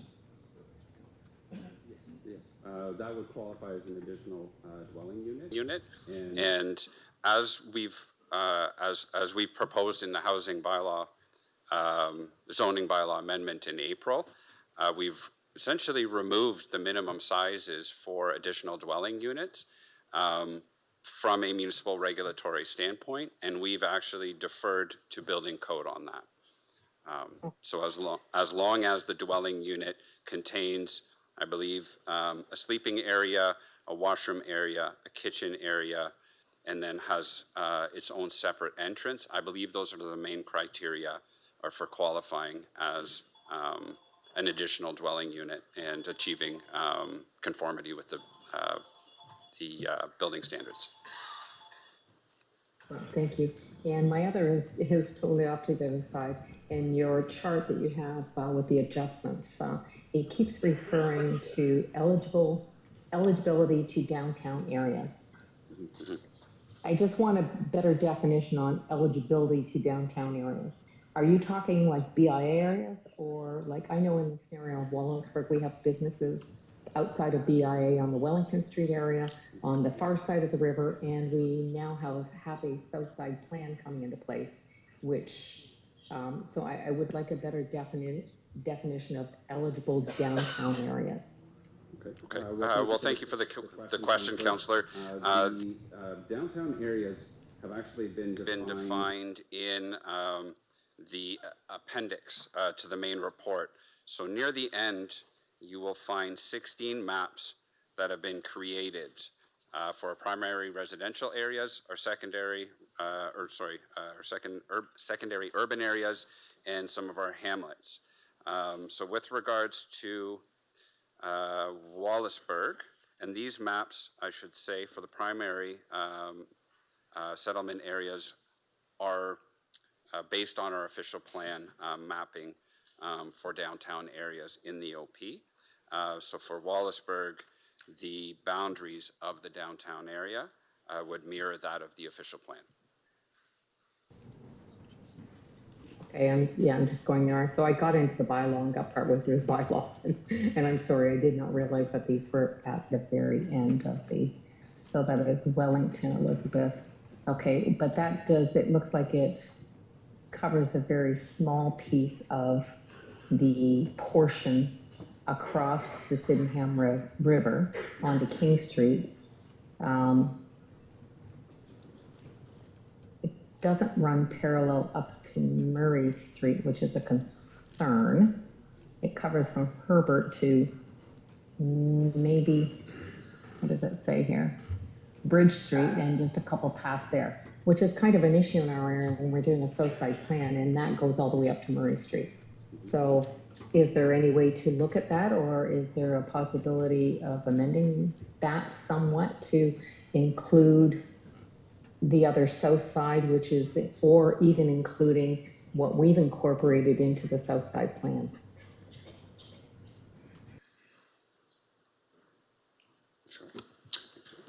Thank you, Your Worship. I think we could amend it, looking at it myself, to keep in mind that it just applies to the commercial component of the CIP. So it doesn't impact any residential aspects, but yeah,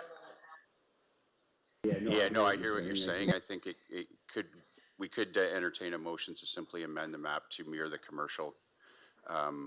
We haven't brought the final plan back yet, but the commercial areas of the south side plan, I think, would be simple to do. Mm-hmm.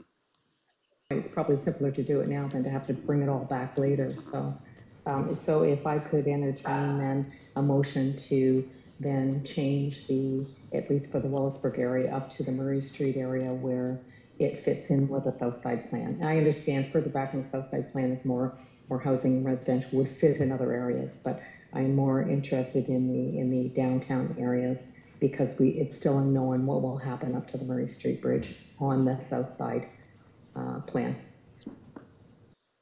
Councillor Scotch, are you good with the amendment?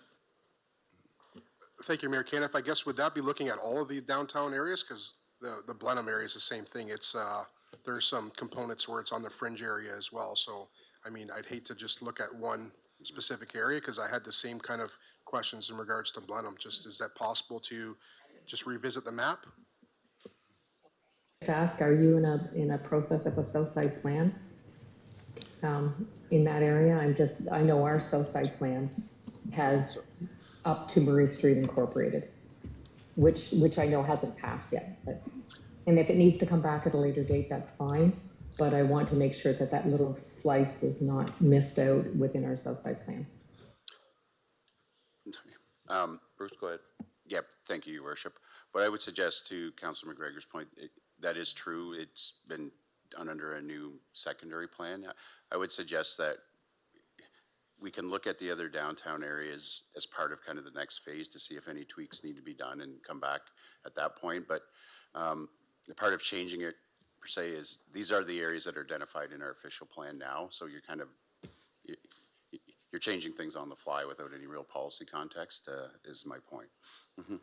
So is this something you can come back with at a future date to look at all communities and see if there's anything else like the South Side plans or something that's applicable to other communities? Yeah, I would suggest entertaining Councillor McGregor's motion to deal with the Wallsburg one. We know what that's going to be defined as, and at this stage, and we'll come back as part of our next review, assuming council wants us to do that as part of recommendation number 2.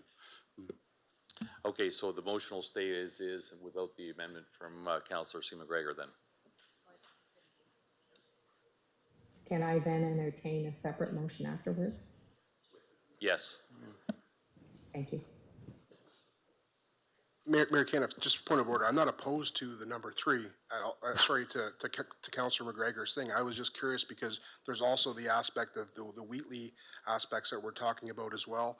Blenheim is growing substantially, so I just needed to know that there was a mechanism in place that if these areas start to strategically grow, that this motion here is not going to be basically cut or dry, we have to go. So I'm okay with adding Councillor McGregor to include that. What Bruce's response was that they would look at that is enough for me to say that I'm okay with that friendly amendment. Councillor Doyle, are you good with the amendment as well, Councillor Doyle? Okay, Bruce, to you. I was just going to comment one more time on that. Certainly, we'll continue to look at the CIP, enhancements to Wheatley's downtown potentially are something I think needs to come out of further work again, and then we come back to council. There's always an opportunity to come back and trigger CIP amendments, right? So. Okay, seeing no other questions then, we'll put it to vote. Just need a minute to put the small amendment on there.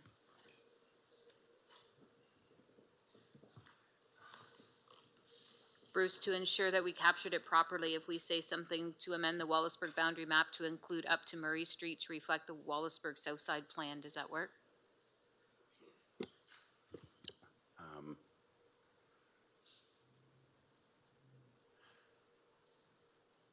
I'd even keep it simpler, Your Worship, just say amend the Wallaceburg boundary map to include the areas identified in the Wallaceburg South Side plan.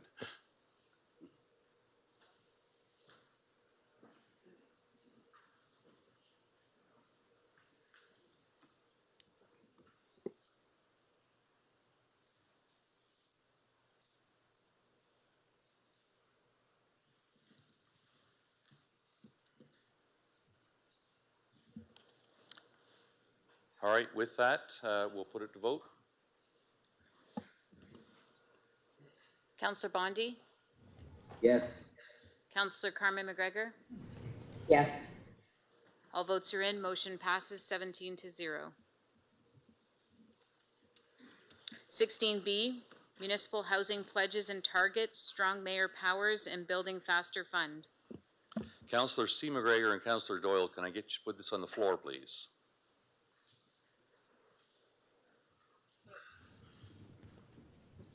I will put it on the floor to get it there. All right, so we have Councillor C. McGregor, the floor is yours, and then Councillor Doyle to you. Thank you, and through the mayor. And yeah, I've spent a lot of time looking at this, even from before it was offered within Chatham-Kent. And I have some great concerns with this motion or this direction that is being brought down by the province. I certainly do not have any, and I'll put it right out front, I have absolutely no qualms with moving forward with some of this under the direction of Mayor Caniff. I'm very confident in his position and his decisions that he would make for our council. I have concerns with the future and the future of democracy for all of council and our ability to properly represent our communities. In the document, it is more than just housing. There are other powers added to this, including assigning duties to the CAO, hiring or dismiss a head of any division or the head of any part of the organizational structure, determining municipal organizational structure, making requests of administration to take research and provide advice, like that part I don't mind. The veto powers, which I know are 2/3, which are here or there. There's also the ability of a mayor to select committees and appoint chairs. So there's some of the other parts of this legislation that are not being put forward to us properly by the province. And to me, they're doing it with an incentive by giving us money to build homes. If I look at the report and I look back, and I would ask that maybe Mr. Quinn, please clarify my thoughts here. But the way I read this is that if we sign up for this for our housing and our housing directives, based on what the province would give us, is somewhere between 300 to 350,000 per year, which to me is one house, maybe a year, building, maybe a number of units. But to me, I'm not sure that I'm willing to sell my soul for the price of a house or two to lose my democratic rights as a councillor and be able to represent my community. So I'm really struggling with this, and I have talked to the mayor about this, and again, I will reiterate, it is absolutely nothing to do with our current mayor, because I have full trust in him in running our community, but I do have reservations about the future of the democracy, of the ability of a councillor to make decisions around the table moving forward. So I'll put that out there, and I'm hoping that I will be able to wrap up after I've heard other comments. But as it is, for the amount that I think that Chatham-Kent would reap the benefit of, I can't support it at this point in time. Thank you. Councillor Doyle? Sorry, for Councillor Doyle, followed by Councillor Jubenville. Thank you, Mayor Kenneth. And Carmen, I think what you said was perfect. I agree with pretty much every single thing you said. To me, again, I don't think to get that amount of money over 3 years, it doesn't seem like that amount of money for us to give up our kind of municipal democracy that we have to make decisions for ourselves as opposed to the province telling us what we should be doing. I don't really agree with that. And like, I know you hear it from people when you're talking all the time that back before amalgamation, all the little communities had more say amongst themselves and a lot of them liked it. And then we amalgamated, and now it seemed to be a little less control over their small little towns. And now if we do this, it just seems like it's one more step towards giving more power to the province and us keeping less power. And I think we know what to do better in our municipality than the province does. And the fact that this keeps changing, and it doesn't seem like all the information's out there yet, and they want us to sign up already. Just doesn't, I got a really bad gut feeling about what's coming down the line. And Darren, I support what you're doing, and I think you will make the best decision for our community. But again, I don't know who's going to be after you whenever that is, and I don't want to put all my faith in them, so I won't be supporting this either. Councillor Jubenville? Thank you, Mayor, and I am echoing Councillor McGregor and Doyle. I feel this legislation is an erosion of democracy, and to be quite frank, it scares me. Many of my constituents are concerned with the potential impact of this legislation on our municipality, and for that reason, we as a council should not take it lightly when discussing this. While I mean no disrespect to our own mayor, and I do have the utmost faith in him, I do believe this unilateral power should not be extended to any mayor. This legislation completely negates the purpose of council, and it strips away the rights of the duly elected municipal representatives and thus the voices of our constituents. I'm not suggesting that if these powers were extended to CK that Mayor Caniff would use them or abuse them, but if the province imposes Mayor Caniff or any mayor to use them, he or any mayor would not have a choice and must follow through with the pledge to the province that he must uphold it if he agrees and signs it. For now, it's being imposed under the guise of housing, but what's stopping the province from taking it down the slope further? What if they want mayors to hold powers over the municipalities in other sectors, public health, transportation, policing, bylaw enforcement, planning, expropriation. What if this is the vehicle being used to implement 15-minute cities in our municipalities across the province? The list goes on. I am against giving such great powers to one individual, no matter who that person may be, and under any reasoning. It is anti-democratic and leads us down a slippery slope. What is the purpose of having an elected council if the mayor can easily override or veto our decisions? What makes me extremely nervous is if this was truly only about increased housing, why is the province not simply just sharing the incentives with the municipalities so they can tap into them on their own accord and leave it at that? Why do they need to go one step further with the imposed strong mayor powers? It seems like governmental overreach. If there is money on the table for municipalities to obtain from provincial funds through incentives by committing in writing to achieving certain housing targets set by the province, why do they need to go any further? If the municipalities achieve 80% of their goal, they will be able to access funding. If they don't, then no funding. In our situation here in Chatham-Kent, we have the potential of receiving funding over the next 3 years in the amount of $900,000 to a little over $1 million. This is all great news in an economic market where housing is greatly needed. I support that aspect, but I don't support the strong mayor powers condition which accompanies it. It is not needed to work through housing goals, targets, and achievements.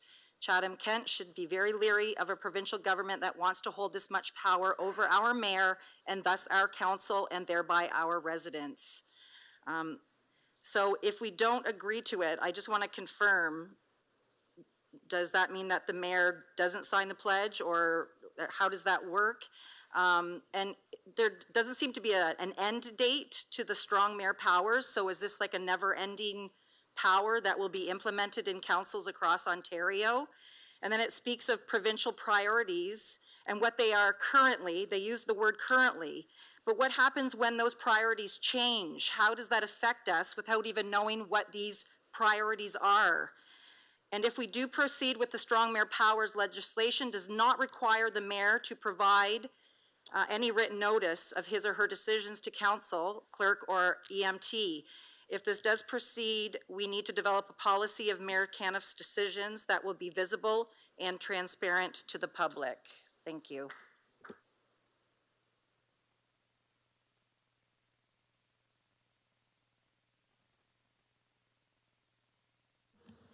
Okay, seeing no other questions on this. Do you want to comment, Dave, on any of the, there were some questions in there, just to clarify.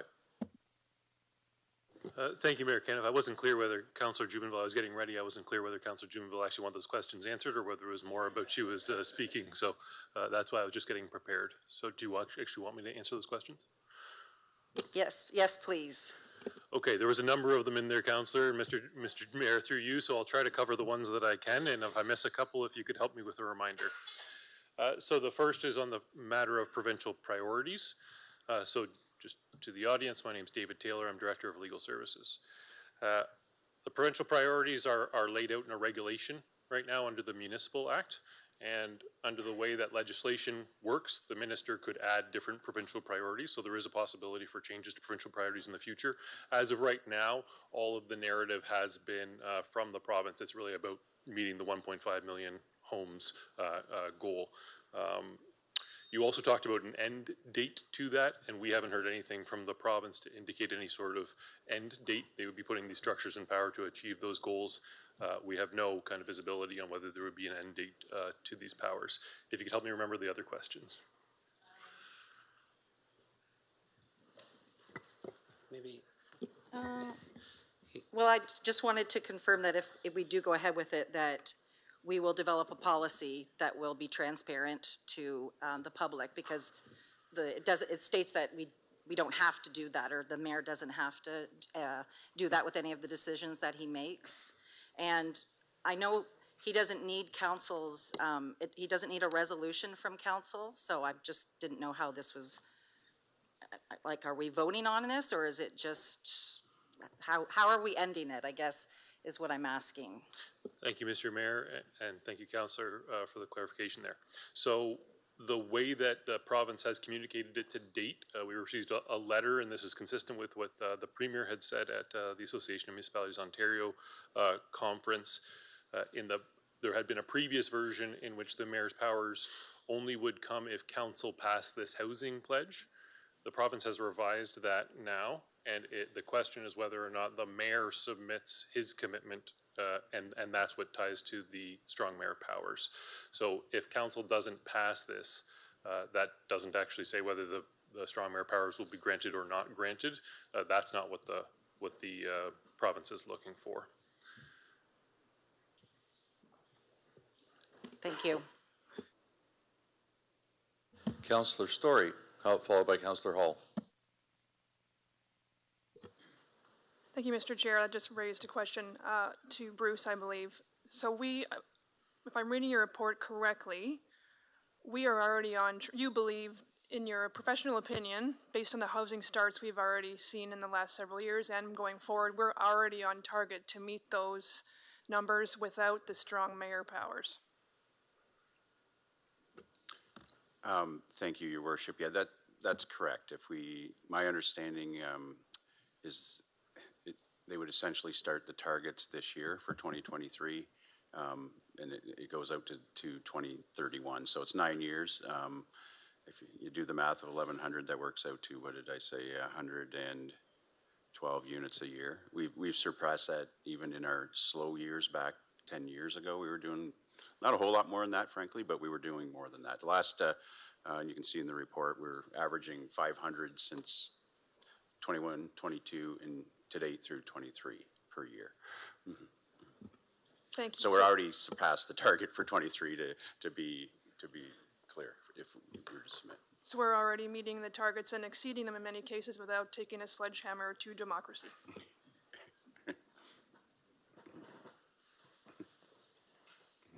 Councillor Hall, followed by Councillor Bondi. Thank you, Mayor Caniff. Just a quick question for clarification. I know we have a recommendation in front of us.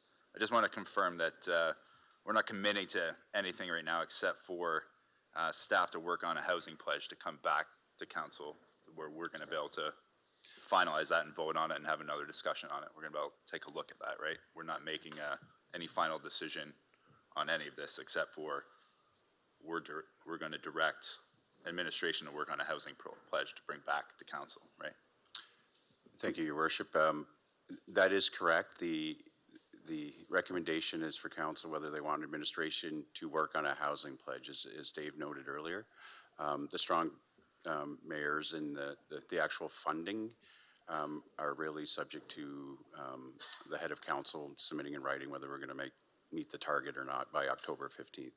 The pledge is really, it's just kind of an endorsement, I'll call it, a public endorsement of what we're doing as a municipality, to create more housing in the future.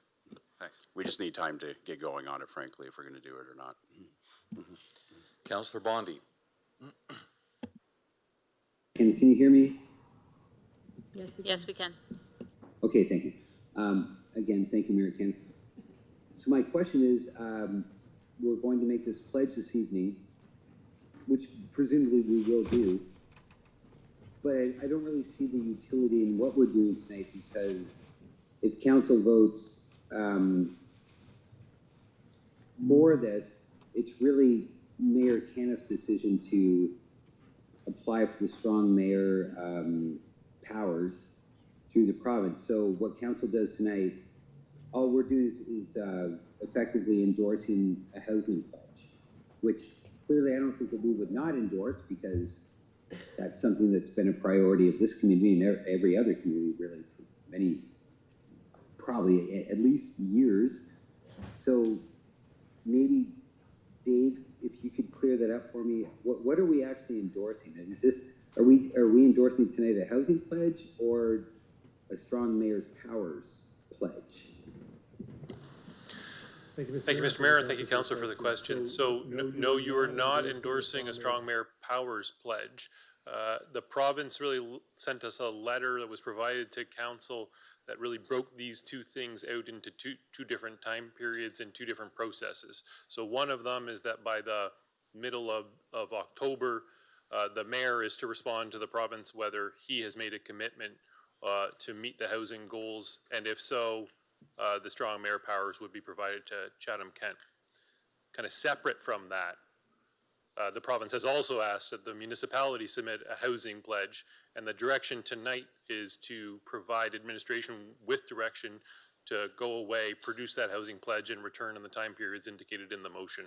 So while these two concepts in a previous version of extending strong mayor powers were kind of wrapped together, the province has now separated these out. I hope that helps, Councillor, in understanding the motion tonight. It's really just, as Councillor Hall described and Mr. McAllister indicated, it's sending administration away to start preparing that housing pledge and return to council with that. Great, and through you, Mayor Kenneth. Thanks, Dave. So the strong mayor's powers isn't really, not really what we're talking about this evening. It's more of a housing pledge. That's correct, Councillor. Obviously, they have some connection to each other because they were dealt with in the same letter, but that's correct. Councillor Sakachi, followed by Councillor B. McGregor. Thank you, Mayor Caniff. I just wanted to see since we're not actually voting on the strong mayor powers and we're voting on the housing pledge, I just wanted to hear how it would affect us if we didn't prepare a housing pledge for this, if there would be any effect at all, or it would be something that would be detrimental to our municipality.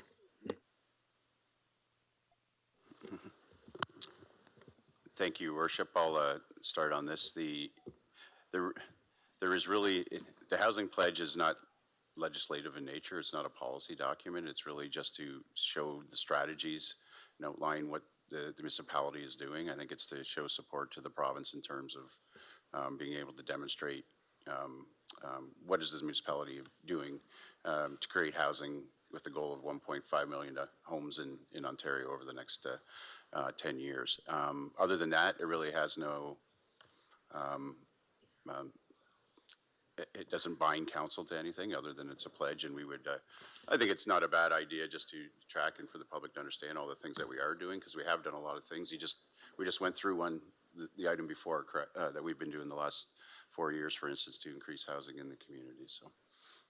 Just more curious if we're applying for different, funds or different grants that may be out there, if they're going to be looking at a housing pledge as a document. I know it's not an official document, but are they going to be looking at that as part of our portfolio to invest in different types of housings, or if there's different types of applications that are coming from the province to incentivize housing? Thank you, Your Worship. I can't sit here and tell you for sure right now, but I would suggest if you do have a pledge, it at least allows you something to demonstrate to the province that you're working on the goal of $1.5 million homes in case there's other funding.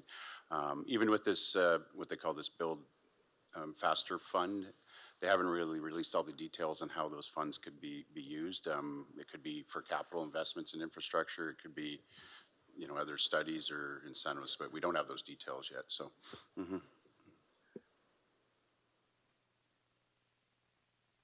Councillor B. McGregor, followed by Councillor McGrail.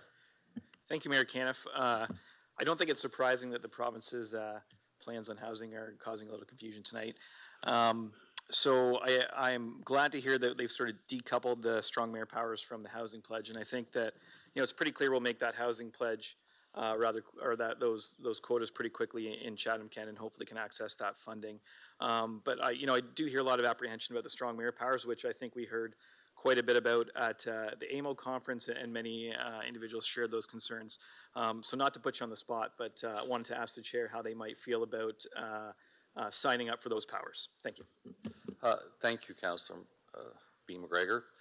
Yes, so it's a very convoluted process, as we've seen. I mean, the rules have changed a few times, and recently it's announced that, yes, I could proceed on without council approving anything. I could send it in a pledge and say, thanks for the money. However, I'm not going to do that. If council does not want the mayor powers, I will not submit it. However, I think we have an opportunity to have our cake and eat it too, in that I would suggest that I submit, because I have to submit by October 15th, saying yes or no, because if I don't, it doesn't matter. The December pledge, the money there doesn't matter.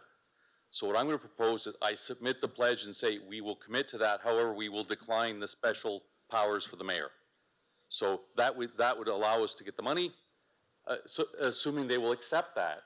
But I had no plan, that when you start talking about special mayor powers and media was asking me what I'm saying, we work well together as a council, the democracy, those type of things. I didn't see a place for it in Chatham-Kent, I really didn't. So to me, it's a pretty easy decision to say no to those powers. So that's where I stand right now, that if that helps the discussion a lot, that we can agree to that, but I will, when I submit, I will say we will accept the pledge, however, no powers. We will decline the powers of the mayor. Thank you. Councillor McGrail, followed by Councillor Finn. Thank you, Mayor Kenneth. You answered my question. So with this pledge, this gives us the opportunity for the monies.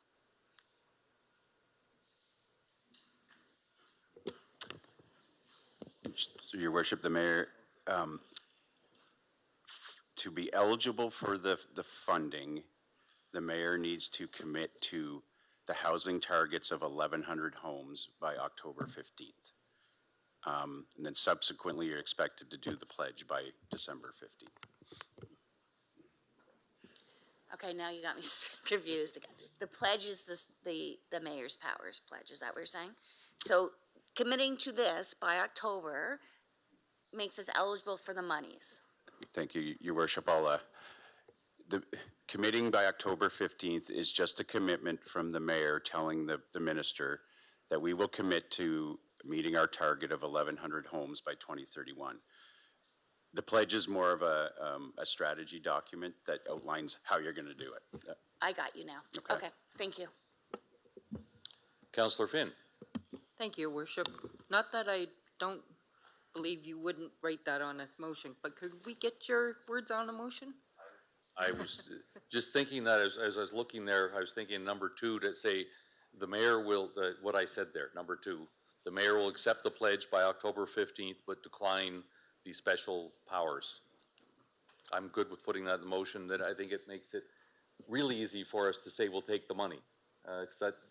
So if we can add that in.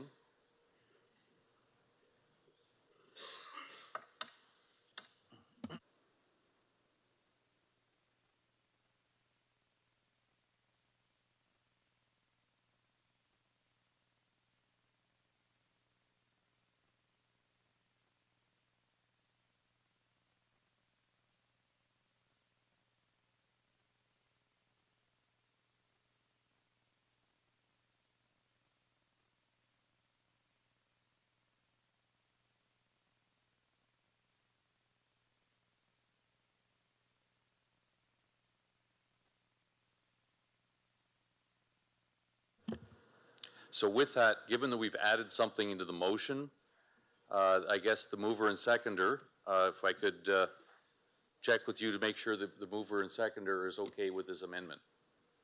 Councillor C. McGregor. Oh, Bruce.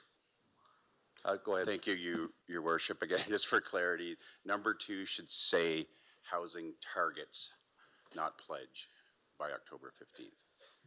Yeah.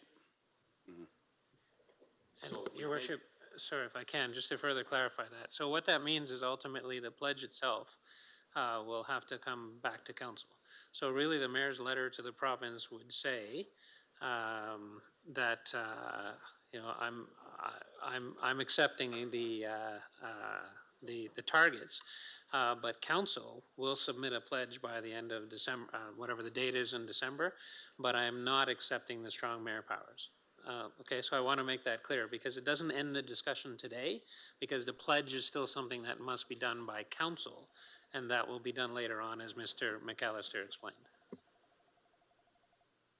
Okay, given the change, I will go back to the Councillor C. McGregor. Are you okay with the amendment to the?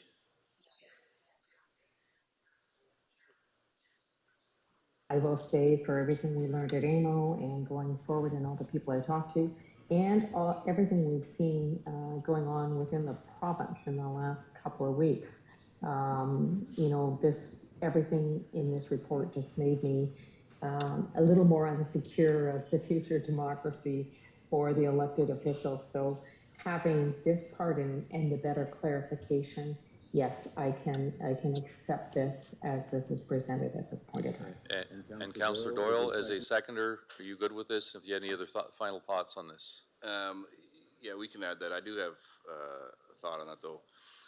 So what happens if you write your letter accepting the housing targets, declining the mayor powers, and the province says no? You either take the money and take the powers, or you get neither. What do we do then? We'd have to come back then. As if that's the response, I will come back to council. I'm not going to make this decision unilaterally. This has to be a council decision.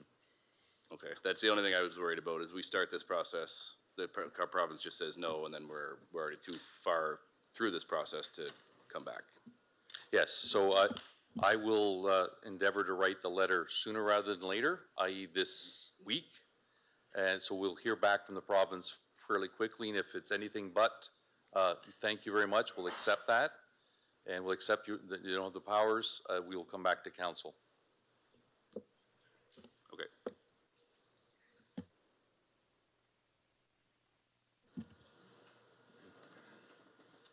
You're good, Tom? All right, seeing no other questions on this, we'll put it to vote. Councillor C. McGregor? Thank you, and just before I say that, I was just going to finish up with just one follow-up comment, and again, I would thank you, Mayor Kenneth, for your comments there. It is exactly what I felt entrusted with you in this position. It was keep going forward in the future, so just saying that, I will vote yes. Thank you. Councillor Bondi? Yes. And Councillor Doyle and Jubenville? I have a thank you. So all votes are in. Motion passes 13-4.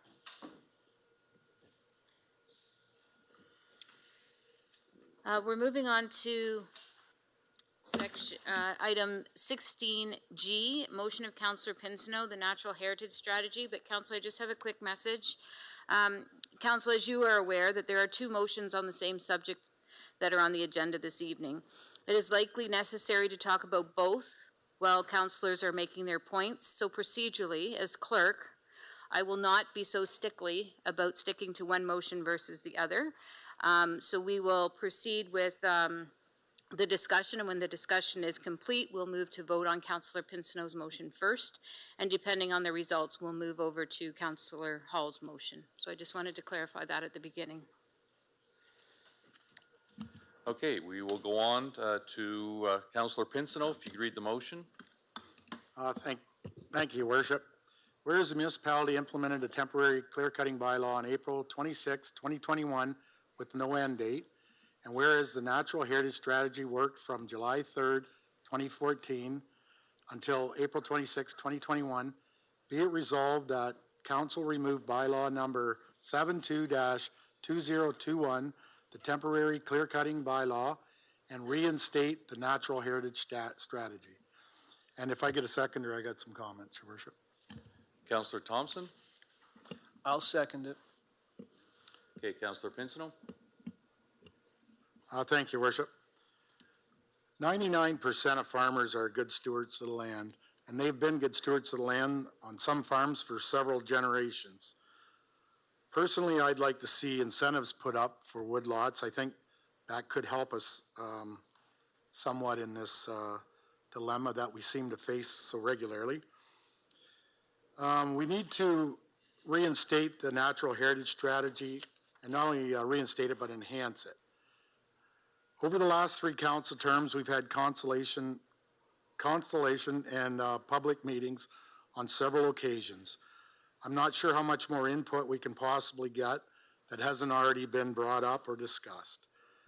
Deputations, every time we go through this, are pretty much the same, and the sides haven't changed any. They're pretty much exactly where they were on every occasion.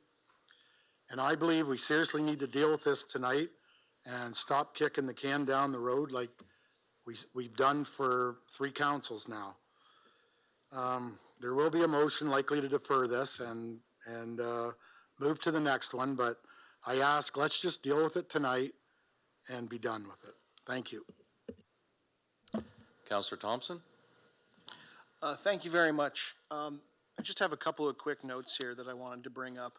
Back on November 29th, 2021, I voted to extend the temporary bylaw until April of 2022. I voted to extend it again in March of 2022. Then in July of 2022, I voted in favor of pausing the Natural Heritage Committee work until the new term of council.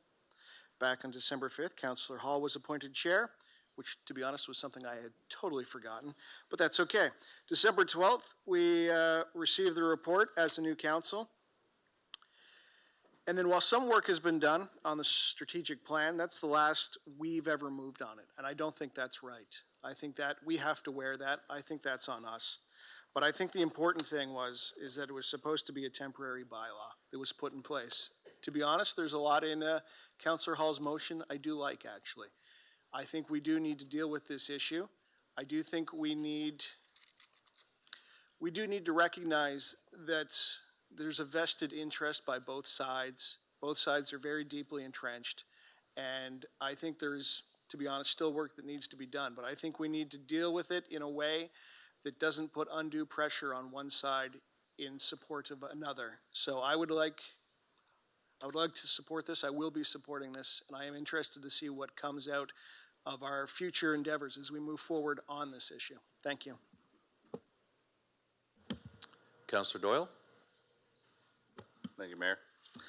And this is an issue I can definitely see both sides on. And like Councillor Thompson said, I can definitely see some good things in Councillor Hall's motion.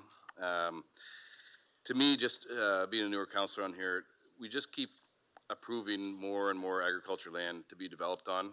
And nobody seems to bat an eye about that we're giving up agriculture land almost every planning meeting, like fields of agriculture land. So we have the same amount of land to grow. We have less land to grow the same amount of crop, and really because our population is growing, we have less land to grow more crop. So you kind of got to give it to the farmers if they need to create a little more land so they can grow the food so we can eat it. It seems like everyone except for farmers are allowed to take down trees.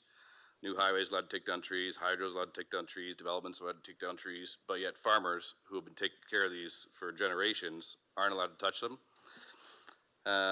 I've talked to multiple farmers who said that had we not threatened with the bylaws, the couple times we've done it recently, there wouldn't have been as much clear cutting, because when the farmers got threatened that they were going to be told they might not be allowed to cut down their woodlots anymore, well, because they didn't know what was going to happen, they went and cut them down. So when they had the opportunity to do it.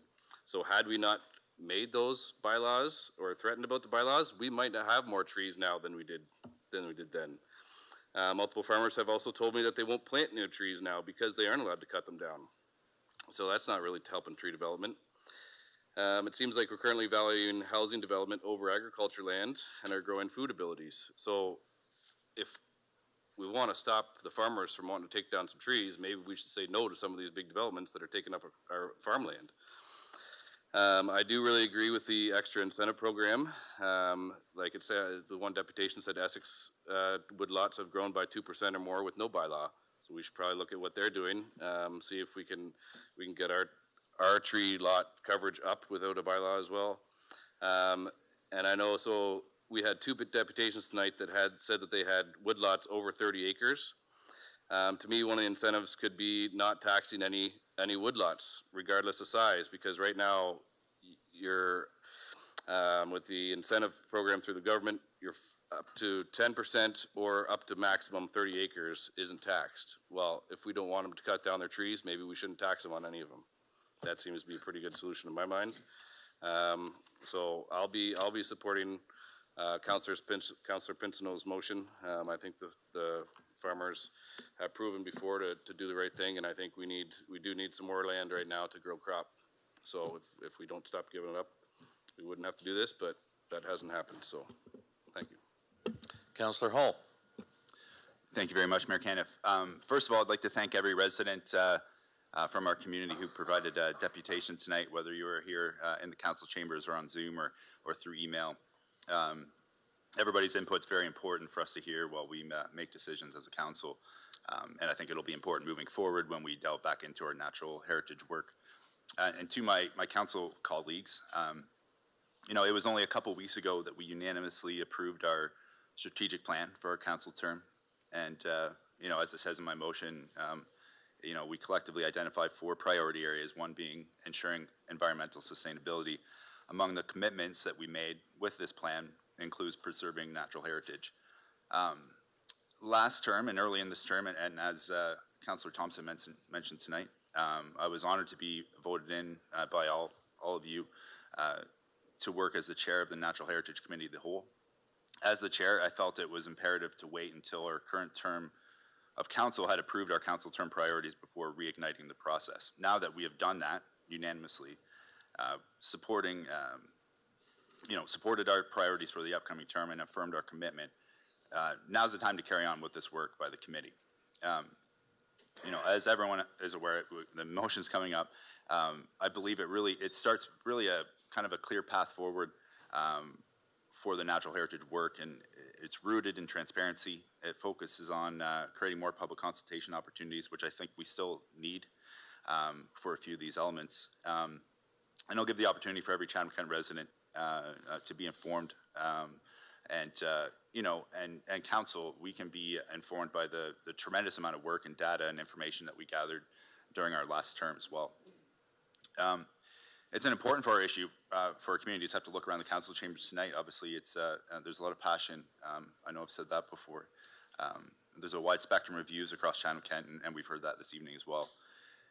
I think it's very essential for our council to be diligent and show leadership to all of our residents in our community, and ensure we're following best practices on how to properly tackle important and challenging issues. I'm looking forward to getting started with this next phase of the work. You know, and making some natural heritage policies or strategies that will be beneficial and positive for generations to come. History has shown in Chatham-Kent that having these natural heritage conversations in an open forum without some form of regulation on clear cutting in place, it puts our natural heritage at risk, and it really opens up the door for irreparable damage to occur. We've learned lessons. We learned lessons back in 2021, and we got it right when we put the temporary bylaw in place in order to safely have these conversations.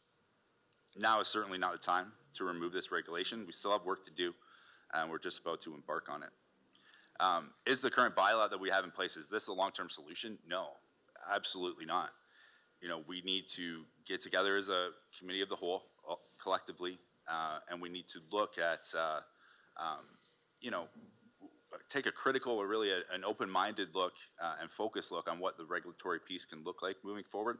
I know there's examples in many communities all across Ontario of what that could be. I think we can put a Chatham-Kent stamp on it. And as was mentioned, I think Councillor Doyle and Councillor Pinto mentioned it tonight too. You know, we really need to look at some of those other, like the incentives. We need to take a closer look at that, of how we can make that work.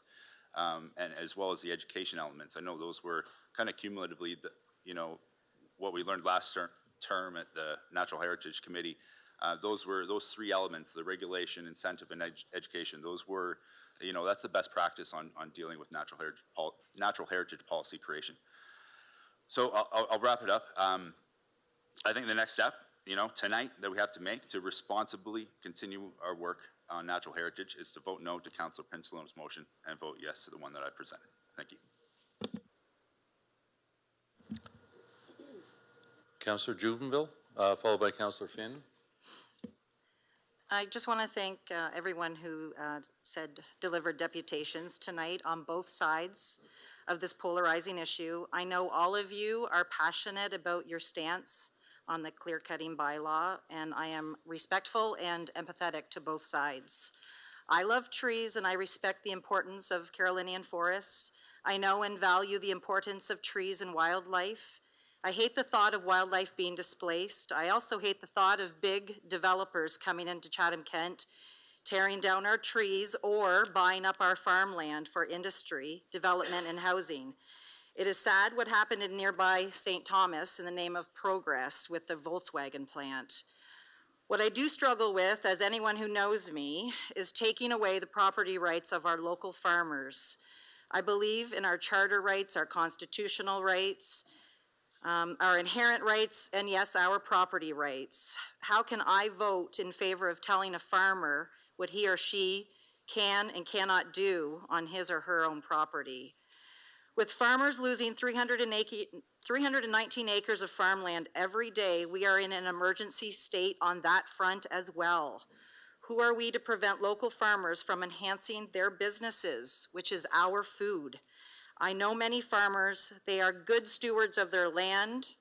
Many of them do indeed have woodlots, and I believe many of these small woodlots will remain, no matter if there is a bylaw or not. The cost alone of clear-cutting a woodlot and retiling it for farm use is upwards of $10,000 an acre. So I know it's not a decision farmers will take lightly. I find the current clear-cutting bylaw is unfair and it's very restrictive towards farmers. If council's direction is to maintain tree cover, there needs to be opportunities for farmers to clear-cut their land, but with some sort of program that they must plant and replace their trees. There are many woodlots that are managed, and if done properly, they make money from being logged, but still maintaining new growth. Not all farmers want to clear cut, but some want to remove lots where they have been previously logged or are full of scrub or trees with no value to the environment. So I do support Councillor Pinsonot's motion, and I support most of Councillor Hall's motion of implementing a new and updated natural heritage strategy to bring together all the stakeholders with their concerns to develop a resolution to this issue that affects so many of us here in Chatham-Kent. Thank you. Councillor Finn, followed by Councillor Wright. Thank you, Worship. Councillor Jubenville covered most of my points. I asked for this last time, and I never got the answer. When was the last forest or tree coverage survey done in the municipality? And do we have an updated picture of that tree coverage? Thank you, Your Worship. I'm just pulling that up to give you the exact date. It was in late 2020, hold on here, 2021 into 2022 with the Conservation Authority. It's still, there's a map viewer still up on the municipal website that shows the swoop data and the coverage that was done. So it was through from 2010 to 2015, and again from 2015 to 2020 is what the update was based on. And thank you. And with regards to the farmers, like I understand the need to have a natural heritage committee.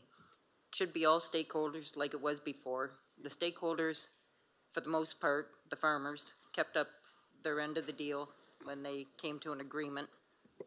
I think it was the city that failed them in some way. So I'm in support of Councillor Pinsonot's. If there's a need to do another committee, then I'm sure a lot of the farmers and the non-farmers that would like to see this put in place, I would think that they could all work together again. Councillor Wright. Thank you, Mayor Caniff. Deputations tonight, nothing's really changed on both sides. Biggest question is, when we put that bylaw, when it was voted in the last time, staff was supposed to come back to both parties, talk to them, and come back to council. Well, it's been 2.5 years and nothing's been done.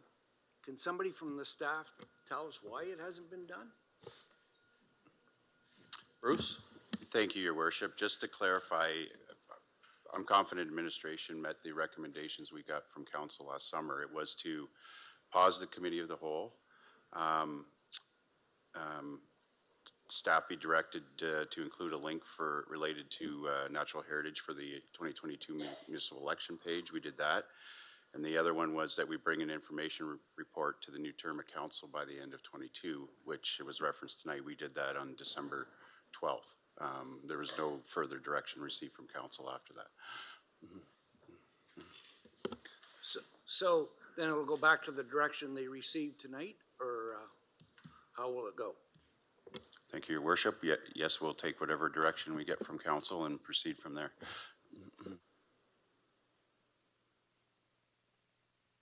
Councillor B. McGregor. Thank you, Mayor Caniff. I did have a few questions, and recognizing that some of us around the table have been dealing with this issue for quite some time, and perhaps have some of this knowledge at our fingertips. And those that are new may not have had the opportunity to look through some of these reports and go through some of these discussions, or go in to pick up a ride with Bill Parks through East Kent to tour the area like Councillor Crew and myself did. So I did have a few questions of clarity more than anything, and I apologize, I'll probably be jumping around a little bit. So some of the concern that I've heard about both a temporary bylaw and a permanent bylaw is over concerns around regular farming activities. So things like clearing problematic trees and trees encroaching on drains or encroaching on field access, removing dead trees that are in the way of recreational trails that might be in a forested area. How does the current temporary bylaw impact those types of activities?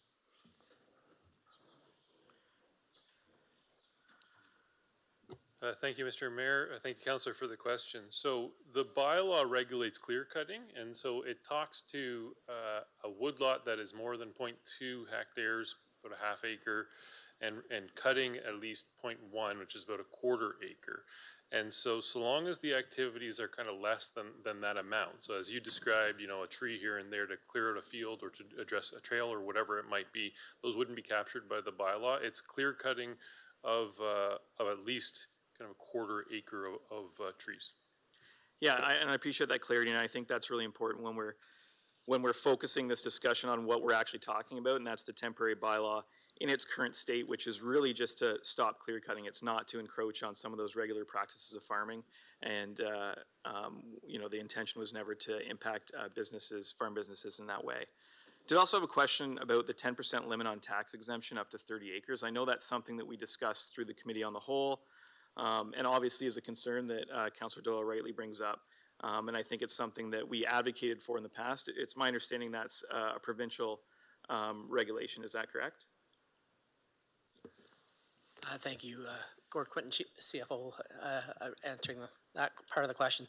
So it was recently, back about a year ago, it was the province did make a change to that. So when we were discussing it as committee of the whole, I think it was 20 acre limit, and now it's been moved up to 30 acre limit per owner. Great.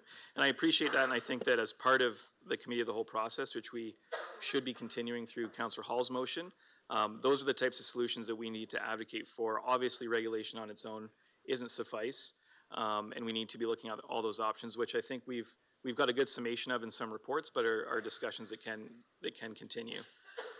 Another question I had was, have we approved any rezoning of areas with woodlots to be developed commercially or residentially?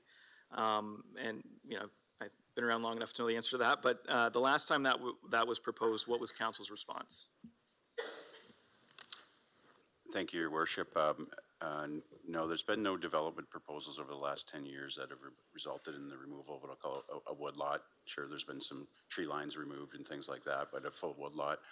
I wasn't here at the time, but I do recall the discussions. It was a little more than 10 years ago, where last time it came up, it led to the actual municipal acquisition of Paxton's Bush here in Chatham.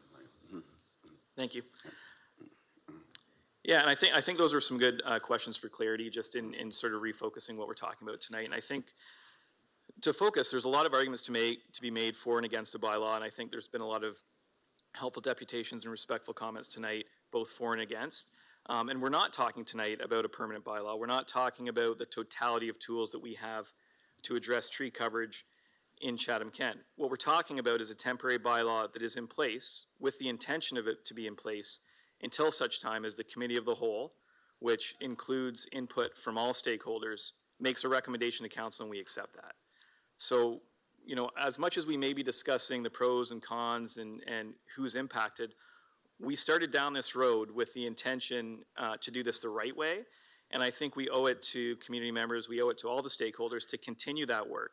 If it takes another 8 months, if it takes another year, I don't think that that's burdensome on our community to do that work together and look for those solutions together. And I think we can develop solutions that are better than just regulation. But I think we have to recognize that 10 years ago when we started down this process the wrong way, it led to irreparable damage, and we don't want that to be the legacy of making these decisions. I was particularly struck by a couple of the deputations. So Mr. Kerr's deputation, I think he did a great job in capturing some of those solutions that we require that are outside of just regulation, and I think really represented that there's really a wide breadth of opinion in the farming community on what those could look like, and we should be listening. Mr. Natvik's deputation, I think, for those that weren't around when we first started talking about this, I think really revealed part of the impetus that some of us thought this was reasonable to bring forward. And it wasn't, that anyone here was accusing generational family farms of being irresponsible. We know, as Councillor Pinsonneau said, 99% of them are quite responsible. They've been great stewards of the land. It really was recognizing that those farms are great at recognizing long-term goals and the value that those woodlots bring. But with market forces, when some of those farms are sold, the outcome is clearing by some of these large purchasers. And I think there's a couple perspectives we left out tonight. I think it's important to recognize we haven't really talked about an Indigenous perspective. We recognize at the beginning of each meeting that we're on traditional lands and that we have a responsibility. As partners, we have a responsibility to the land and water, and we have a responsibility to joint decision-making and stewardship. So I think that going forward with Councillor Hall's motion opens the door for more of that consultation. And I think we would be remiss, I think especially this week, in ignoring that responsibility. So I think that no matter what side of this you are on right now, whether you think a permanent bylaw should be in place or you think it shouldn't be, this is about the process. This is about who has been involved and who needs to be involved. And I think to do this with transparency and responsibility, we need to move forward with the committee of the whole, find some solutions that are built in Chatham-Kent, and then make that decision in the way that we always intended to with the partners at the table that need to be here. Thank you. Okay, I'd like to just add a few comments. First off, sorry, I'll go to Councillor C. McGregor, then I'll chime in. Thanks.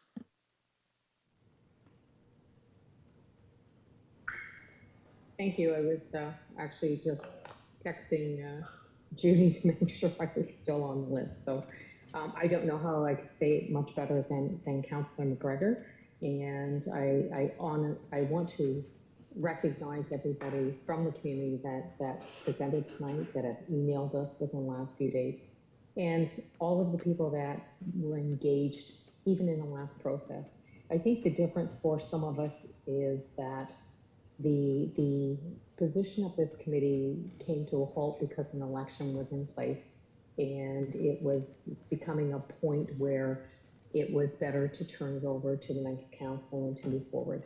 I don't see that continuing with the temporary clear-cutting bylaw at this point makes much of a difference, because our farmers and all of our groups have stated to us that they are very good caregivers of our land. So I think that for them to work with us and continue on with this process to let us get to a point as council to do this and to bring the newer councillor members into this and moving forward for the future of a proper bylaw in place, one that includes incentives and recognitions and tax credits, because I understand how that is necessary. And for those of you who don't know, I lived 30 plus years on a farm, a small farm, 100-acre farm, that eventually was sold out to a bigger farming connection. And so I do understand the issues of the farm and the needs of farmers and such. So I don't say this lightly, but I truly think that, we talk about the decisions we make at council. Well, we make council decisions for all of our citizens in Chatham-Kent. We don't make them for select groups or select areas. And that's not always easy when we have representatives from maybe rural areas or maybe from urban areas, depending on the decisions we make. It's no different than our housing, where I totally agree. We need to be looking to build up and not out, to preserve our natural lands and different things.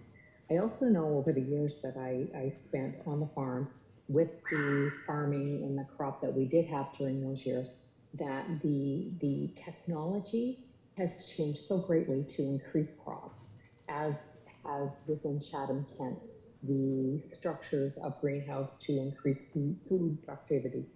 So having said all that, I won't reiterate some of the other comments, but I really believe that, if we pass this tonight, we're really taking the easy way out as far as I'm concerned. And I think that we need to go back to Councillor Hall's motion, and we need to get together as council, we need to work with our communities, and we need to get this right, and we need to do it.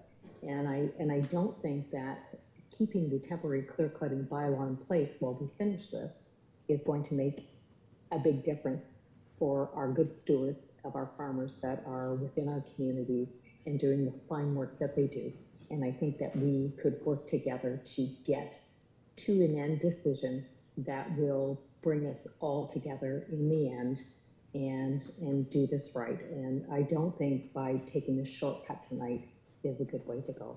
And I'll leave it at that. Thank you. Thank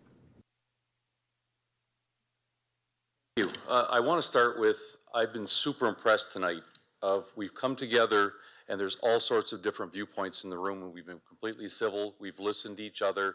We've listened to all sorts of points of view. So I got to hand it to everyone in this room tonight, just how impressed I am of this discussion and how we've respected one another. This is an extremely tough thing to deal with. And for me, when I look at, I'm a very strong believer in land rights, that it's your land and you've paid for it and you've done whatever.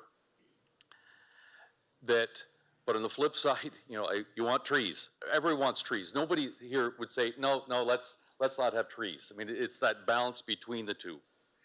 I've always stood to say, I wanted to make having a woodlot equal to or even greater than economically being more beneficial to somebody than a farm. Like if you have an area that's marginal farm, I want the owner of that lot to be able to say, yes, that is more economic for me to keep it as trees, and however that works. As I see we're moving forward here, I want all the farmers, anybody who owns a woodlot, to have us, the municipality, and us as a group have our best foot forward so they can make that economic decision to say, should I keep it trees? Should I move it to farmland? And without those tax incentives that we're talking about, all these other things, that's what I'm hoping that in the next few months we can fill in, whether it's 8, 10 months or whatever it is. I want to make the right decision, but I want the landowners to have all the information to be able to make that right decision. So I'm going to support Councillor Hall in the deferral, but I don't want to see this temporary thing going on forever. I want to see ultimately landowners having the right to do what they want to do on the land. But I want to have that incentive, those type of things in place so they can make a decision that they can look at and say, I know everything on the table, versus right now, if you open it up, you don't know about the tax incentives or everything else, you say, I want to do that. So I want to support Councillor Hall, but I want to see us move forward as a council quickly. I don't want to see here in 2 years from now that we're still talking about this. We get to get together and make a decision so that we can move forward with that. And I will go over to the seconder, and for this motion, Councillor Thompson, and then Councillor Pinsino for final words. I think everything has been said, and we're not going to change anybody's mind, so thank you very much. Councillor Pinsino? I agree with that. Let's pass this one right now, and then Councillor Hall's, I agree with 1 to 4. I think that's right on the money. The only one of his I don't agree with is leaving the bylaw in place, so let's support this one here, and then we'll do 1 to 4 for Councillor Hall. Thank you. Okay. Seeing no other questions, we'll put it to vote. So we're voting on Councillor Pinsno's motion. Councillor Bondi? Yes. And Councillor C. McGregor? No. Councillor Pinsno's motion passes 9 to 8.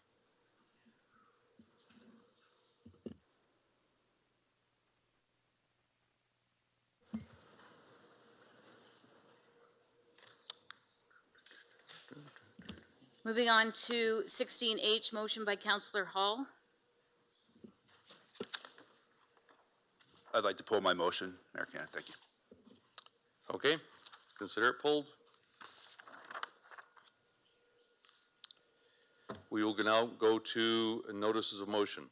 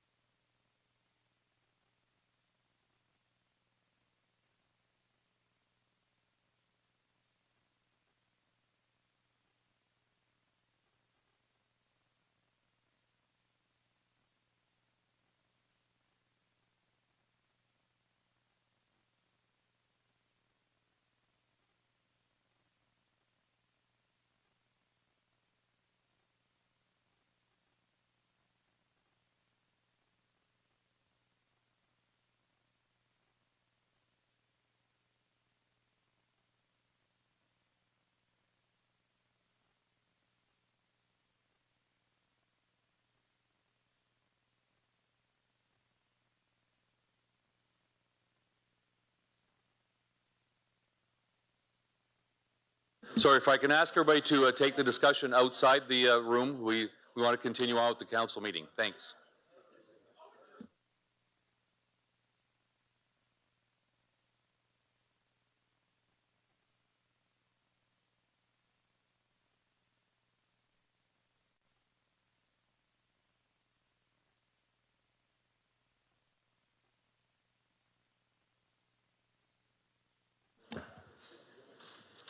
All right, we'll get started again.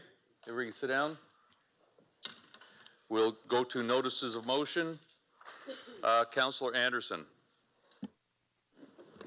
Thank you, Mayor Carniff. I, Councillor Lauren Anderson, request notice be waived this evening for the following motion. Whereas a boil water advisory is currently in place for the community of Wheatley and Tilbury areas, whereas Chatham-Kent has supplied bottled water to resource centers, food banks, nursing homes, and others, and are prepared to continue to do so, whereas municipal staff and public health continue to focus on vulnerable citizens, whereas the Boil Water Advisory recommends boiling water for 1 minute for drinking and consumption only, the water is currently perfectly safe to shower with, wash hands, feed pets, clean, etc., whereas the distributing of bottled water to everyone in Wheatley and Tilbury, potentially for a prolonged period of time, will have a cost. Therefore, it is moved that the municipality of Chatham-Kent supply bottled water to members of the communities of Wheatley and Tilbury areas affected by the Boil Water Advisory, and the cost of the bottled water be charged to the PUC to be funded by the water reserves, and that administration formulate a bottled water policy to be utilized in all future boil water advisories, floods, tornadoes, or other emergencies in Chatham-Kent, taking into consideration vulnerable populations, costs associated with supplying water to all, and where the dollars to fund this should come from, and how many days a boil water advisory needs to be in effect prior to supplying bottled water to residents. Okay, we'll deal with the 2/3, Madam Clerk. Sure, and Councillor Bondi. Councillor Bondi, do you want to second this? All right, so we will, it's on the floor, but the first thing we have to waive the 2/3. So yes, I was just going to questions for this. So as I look around, Councillor C. McGregor, go ahead. This is on the deferral, or sorry, on Yes, and I vote no to the deferral. Oh, we're not quite to the voting yet. 1 sec. Oh, okay. So council, on the floor right now, we require a 2/3 vote to waive notice for this notice of motion. It was moved by Councillor Anderson and seconded by Councillor Bondi. So we can all vote now? Okay, I just want to make sure there's no questions about it. Seeing none, okay, we'll put it to vote. Councillor Bondi? Yes. Councillor C. McGregor? No.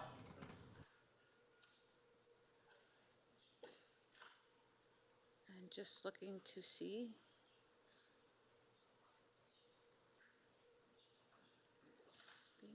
We're missing one. Councillor Sakachi's got, okay, all votes are in and motion passes 12-4. So we can proceed. Okay, Councillor Anderson. Thank you. It's been almost 2 weeks that we've been in a boil water advisory, and while yes, we are still having water come through our pipes, it's not suitable to drink, or we have not been told that it's suitable to drink. So it's been a long and taxing couple of weeks, especially for people that have a vulnerable population, or those that have, multiple children, sending water, boiling it and having it ready, or having other means such as buying water. It's just gotten to be a lot that supplying bottled water, I think, would show good faith, and also just let all of the residents know that we are willing to help and be there. Councillor Bondi, anything to add? Thank you, Mayor Kenneth. Well, I support this, of course, as I seconded it. I think it's simply it's a goodwill offering to these folks that, are having trouble with, a boil water alert advisory is is difficult because, what do? Do you cook with it? Of course, can you drink it? No, you can't. So I think the least the community can do, Chatham-Kent, is to provide bottled water. It's a pretty inexpensive thing to do. And I think, the people of Wheatley particularly, Tilbury included, but Wheatley, they've been through a lot. And as a municipality, I think this is a great thing that we can do. It's not a big ask, and I think it's the right thing to do. And that's that. Thank you. Okay, a couple of speakers. I'll go to Mr. Taylor, and then our PUC head, Tim Sunderland. Whoever wants to speak first, I'll go to. Thank you, Mr. Mayor. I just recognize, and I apologize to do this on the floor, I just recognize issue with the wording at the bottom of the first paragraph, which is the cost of the bottled water to be charged to the PUC to be funded by water reserves. I think that just needs to be referred to the PUC for consideration of funding from the water reserves. And the reason is that decisions on use of funding from the PUC is made by commission and not by council. So I just want to make sure that the motion lines up. So it would just be changing the wording to be referred to the PUC to be considered funded by water reserves, and that can be dealt with at an SPUC meeting. Okay, you're good with changing that, Councilor Anderson? Councilor Bondi? Good with the change? Yes, Mayor Kenneth. Tim, can you provide your comments? So I just wanted to bring forward, we've never supplied bottled water in a boil water advisory before. We've done bottled water before in Wallaceburg about mid-2000s, but that was a do not drink order. A boil water advisory, water is still available to the residents, but they have to boil it to drink it. We've been in 13 days in a boil water for Wheatley Tilbury, not completely 2 weeks. We're trying to get a handle on this water system that's been given to us without a water plan. And I just asked for a little bit of time to get there. And that's all I wanted to comment on, is that we're getting close, but we're still under a boil water, and we've never supplied bottled water in a boil water advisory before.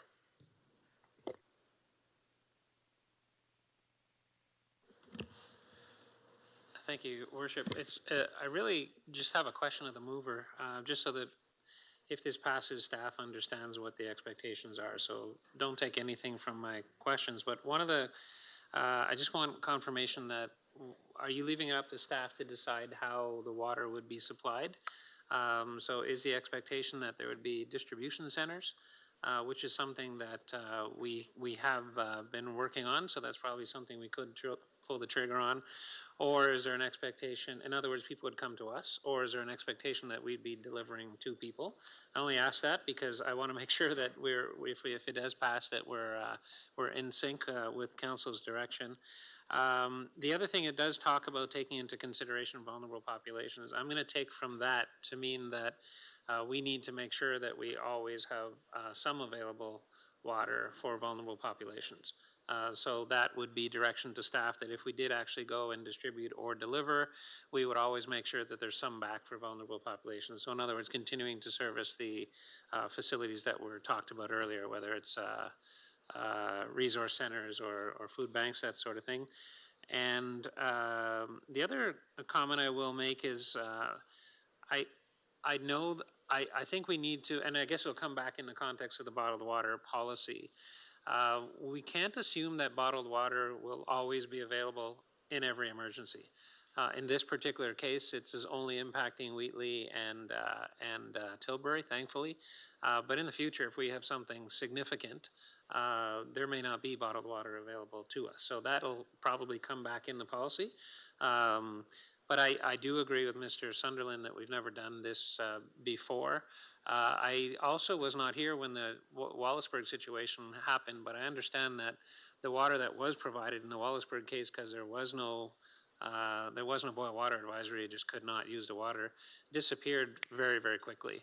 So we fortunately do have quite a lot of water available. I don't know how long it'll last. A lot of that depends on how long the boil water advisory is in place. We'll certainly do our best to make sure that if this passes, we have the right inventory in place. We will probably need, I would say, between 24 and 48 hours to pull the trigger. What I mean by that, it's not that we don't have the water, but we would have to develop a process. We have some plans in place. We already know where we would distribute from, but we don't have the staff lined up to do that. So there'll be some things that we'll have to do. And perhaps if the mayor would allow Chief Case to comment on that, because I think along with, engaging volunteers and this type of thing might mean an emergency declaration, but I'll turn it over to Chief. Yes, Chief Case. Thank you, Your Worship. When this incident first occurred, even though we hadn't declared an emergency, we set up as if there was an emergency. An emergency operations centre was put in place with the municipality. Mr. Sutherland put his own emergency operations centre in place from the PUC. What we have to do then is we have to start planning for if something else happens. So the information that we had was that the system was working, but it was fragile. It was tenuous at the time because of what had gone on. So I can tell you, we then planned for what happens if the water completely stops. And I can tell you, we stockpiled 175,000 litres of water in a very short space of time with our help of economic development. And that was there in case the water completely stopped. At the same time, our community paramedics and our partners checked in on vulnerable people. And this has been going on in the background for the past week and a half as we've prepared. So we do have water available, but I have to caution council, that is our stockpile in case something else should happen. If you wish to start distributing water, as the CAO said, if we were to start actually going out and distributing it, we probably need the assistance of volunteers or an NGO, and that would probably be an emergency declaration. If I may, Mr. Mayor, I want to raise the issue regarding a policy for bottled water in the event of an emergency. In the event of an emergency, we declare and we go into our emergency management framework, planning tables, operation tables, technical support tables, logistics tables. It would be my respectful suggestion that even if we had a policy, an emergency would trump the policy, because that emergency would come in and the province would come in with us and we'd have to plan around what we're dealing with. So with respect to the mover, if we did have a boiled water policy for floods, tornadoes and other emergencies, it's unlikely it would be enacted in the way that it was written, because we have to be flexible to deal with everything that comes at us. And the one thing, unfortunately, as I mentioned a few weeks ago, we've become quite adept at dealing with things thrown at us. So with respect right now, I can tell you as the head of emergency management, we're equipped to deal with a complete loss of the water for a 3 or 4 days period of time. And if we were to move into this provision, we would really have to increase that, ramp that up to be able to meet the demand. Thank you, Mr. Mayor.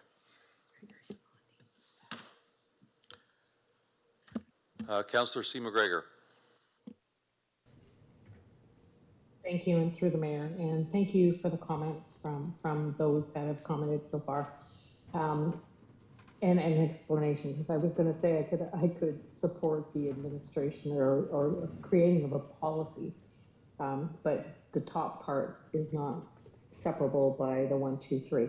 But having said that, I know we've been through many different situations, and I know it is difficult to ask people to boil water for a minute before they drink the water, and some of the issues that come along with that. And I know the community of Wheatley has experienced so many devastating issues, and this just kind of heightened everything that has happened over the period of time.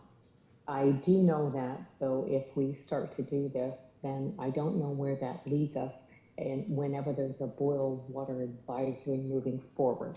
And as we heard, there are limited supplies, or supplies, I mean, not limited, but we do have supplies in case of such of a different emergency. I do remember back in Wallaceburg when we had the do not drink, which was much different than, you know, you couldn't even boil your water at that point in time and be able to use it.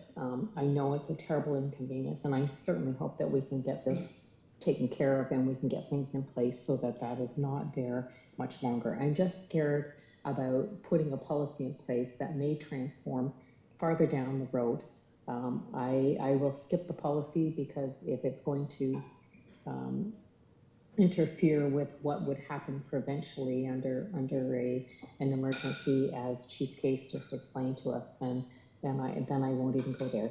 But I do think that we all need to look at this and yes, it is an inconvenience, and understand that you know, what this direction and where this may take us in the future.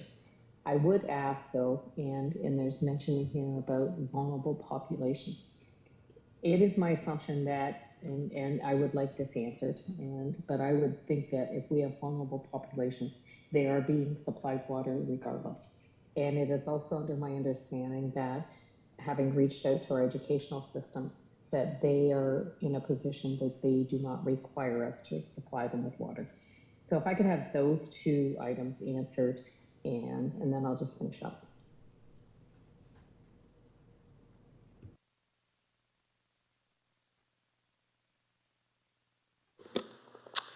Thank you, Mayor Caniff. Thank you for the question, Councillor McGregor. So currently, right now, we are supplying water to all of our, well, long-term care homes who've requested bottled water, and they were really struggling in those homes. We are supplying bottled water to the Wheatley Resource Center, and we are supplying bottled water to the Tilbury Food Bank. Those are places where they are well known in those communities for individuals to go and access help, and obviously they are handing out quite a lot of water. They're doing another delivery tomorrow to those two places. We have been in contact with childcare and some of the schools today, and they are indicating to us that they are good right now, but we will stay in contact with them as this goes on. So thank you.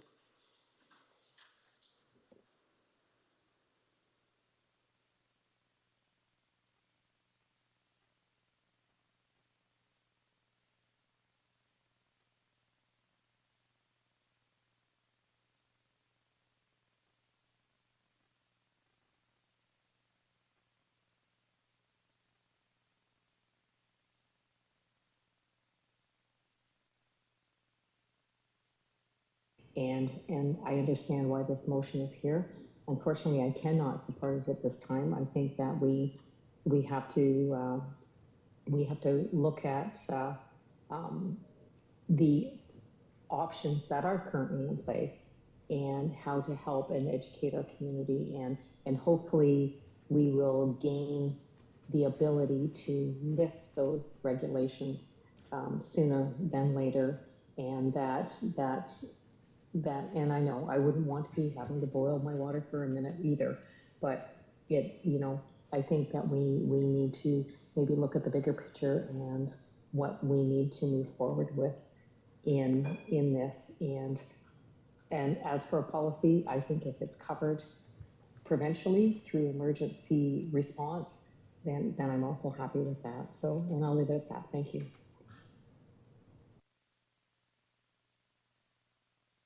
Okay, we got a number of speakers. Councillor Bondi, followed by Councillor McGrail. Thank you, Mayor Kenneth. I think we're kind of overthinking this thing. The motion of Councillor Anderson is just to make bottled water available to people that need it, that want it. It's not a big ask, it's water. It's not gasoline or Barzigal. If people want water, I think that as a municipality, we should be able to offer to them. Simple as that. It's not policy. This is a situation in a community, several communities, that if people don't need the bottled water, then they won't come and get it. We as a municipality can show our support and of offering something that's relatively almost like the cheapest thing going, and just have it for them. If they want the bottled water, if they need it, it's available, they can come and get it. It's water. It's only water, you know? I don't think this is a difficult thing, really. It's not, again, we're not talking about a policy decision. We're just talking about providing bottled water to people that are under this boil water alert or whatever it is. It's got to be a very inexpensive thing to do. It's a show of support. It's showing our community that we're behind them, that we're all in this together. You know, that's a little cliche, sorry, but it's not a big ask. And, you know, hey, let's bring out a transport with pallets of water, and if we drive that transport back with all of, or half of it left, okay, but it's the least we can do. So that's my opinion. I think we should do this, and I hope we support Councilor Anderson's. So I've heard Michael Dubin had asked about how was there was a vision of being distributed, or was there? Do you have any thoughts on it? Because I know Councilor Bondi, you mentioned in there they come and get it. So we need to be clear on what we're asking for, because certainly if we have to hire a number of staff to do it, it doesn't become as cheap of an option as what it is. Like if we just could buy water and put it there and people come and get it, it's one thing. But anyway, just Councilor Anderson, could you clarify? Sorry, I'm going to Councilor Anderson, the mover of the to ask her on that. Sure, and through you, thank you for the question. I think that if you were to do what Councilor Bondi has suggested, like get a truck, bring it to the arena and say, hey, you can come get water if you need it, that would be more than enough for anyone to go and get it. If someone needed to grab it for their elderly neighbor that maybe doesn't drive, then they would. You know, like we're a pretty tight-knit community, and I'm sure that we would not need to distribute it. Everyone in Wheatley and Tilbury would gladly help their neighbor if they couldn't get there to get it, and yeah, I think just some place to distribute it is all that's needed. Okay.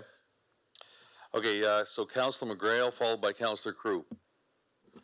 Thank you, Mayor Caniff. My question is, Tim, how many times have we had a boil advisory past 2 weeks in the last 10 years or ever?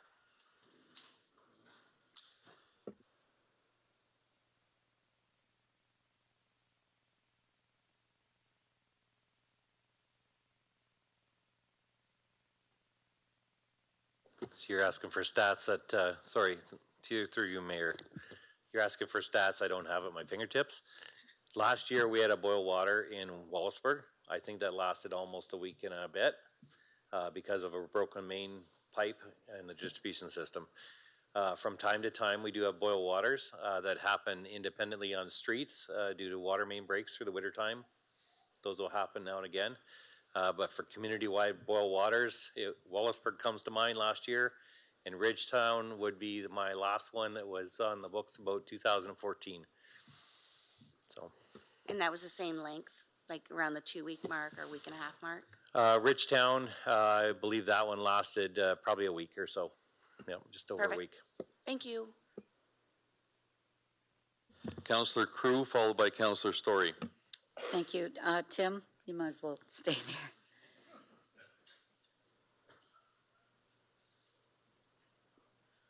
How much do you expect this particular motion to cost? I know you're just guessing here. Through the municipal planning group, through the EOC, that planning group has done some pre-work, and I think they're starting to compile some numbers today, and I think Bruce has that. Perhaps I can address that, Your Worship. So to date, we've spent slightly under $70,000 on bottled water. But like you heard, we have quite a lot available. And that's only to vulnerable people. Say that again? That's only to a certain particular group, I understand, the vulnerable people. We have only, through you, Your Worship, we've only circulated it to vulnerable people, but I don't want to leave the impression that we have circulated $68,000 or $70,000 worth of water to vulnerable people so far. We have purchased 70,000, but we have plenty that we have not handed out yet. Okay, So. all right, thank you. All right, so, and Councilor McGrail touched on this, any boil waters in the past, here's what I'm thinking, okay, if I've been drinking this water all along, is it safe to drink once it's boiled? And, yeah, Yep. When we follow the public health guidance, boil water for 1 minute before consumption, it is safe to drink. okay. And so, we've heard it shows good faith if we do this, but what I'm wondering is, what are we saying? It's like, now it's not okay. You've been drinking this for 13 days, and now we're gonna give you bottled water. I'm feeling that we're sending mixed messages here. Is our water safe or isn't it? I understand we're transporting water by tankers full from Chatham or an area to go ahead. So for the last 13 days, we've been hauling bulk water from Chatham and out of Lakeshore into the Tilbury Reservoir. We've been dumping it there, and then we've been utilizing it within the distribution system. We've also taken water from the Blenheim or the South Water Treatment Plant and the town of Leamington through interconnects into Wheatley, and have been using that water to supplement what we don't have right now. Okay, so why are we boiling the water? The original boil water notice was put out because of low system water pressure. With the loss of the water plant, we were running on reservoirs, and we're utilizing the reservoirs at that time, and because the system dropped below 20 PSI, the regulation states that we have to notify the public health. They have a low water pressure concern, and at that point, a boil water is issued. It's part of the process of the checks and balances in the water system. Okay, one more technical question. So when that pressure drops, what causes us to trigger a boil water? What makes us need to boil water because of the pressure? Part of the regulations is a safety, is what it is. It's part of it's a moment in time. It's a pressure mark that provides us that safety in the water system. There's a precaution that we have to notify the public health. They issue the boil water based on, theoretically, we could have a potential of water coming from the groundwater into the water system. So it's a trigger on the whole process of boiling water because of low water pressure. Okay. It wasn't because of a bacteriological result that triggered the boil water. Okay. All right.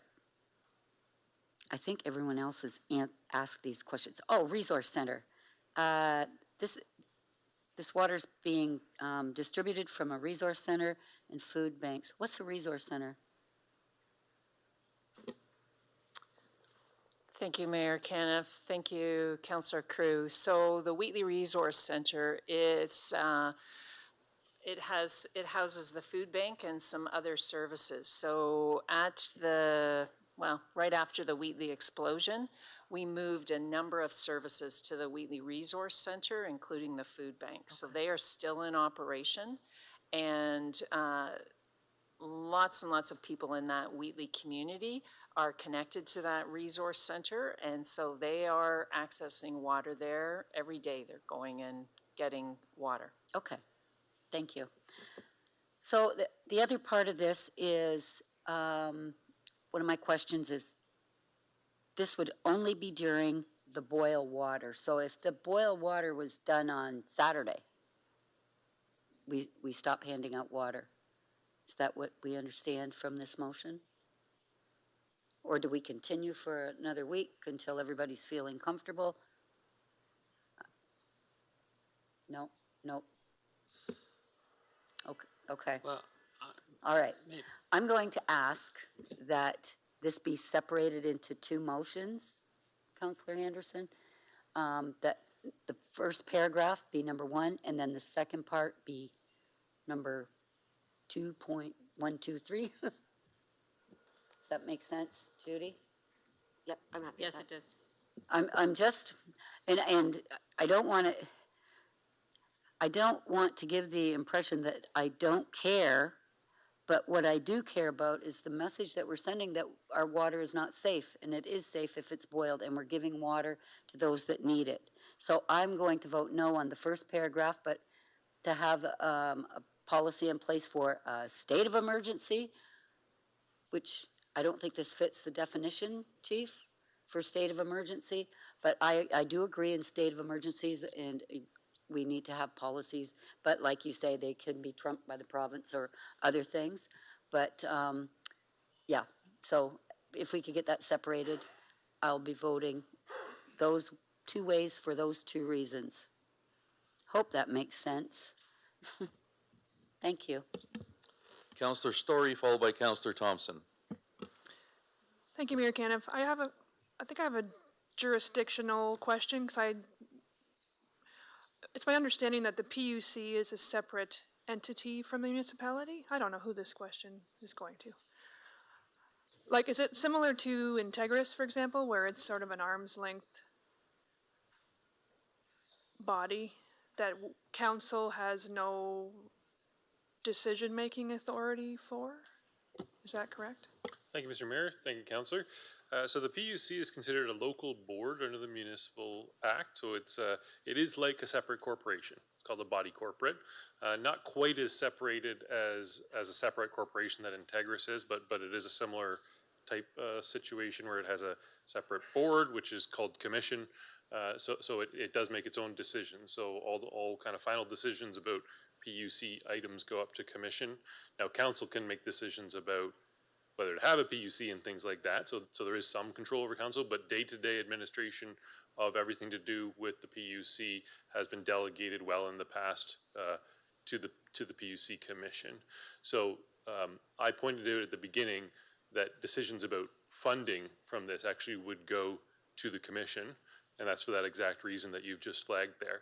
However, the rest of this motion really is more about how the municipal team would respond to delivering water and these types of things, which is why I believe this is kind of appropriately before council still for a consideration on how the rest of the team would respond to emergency.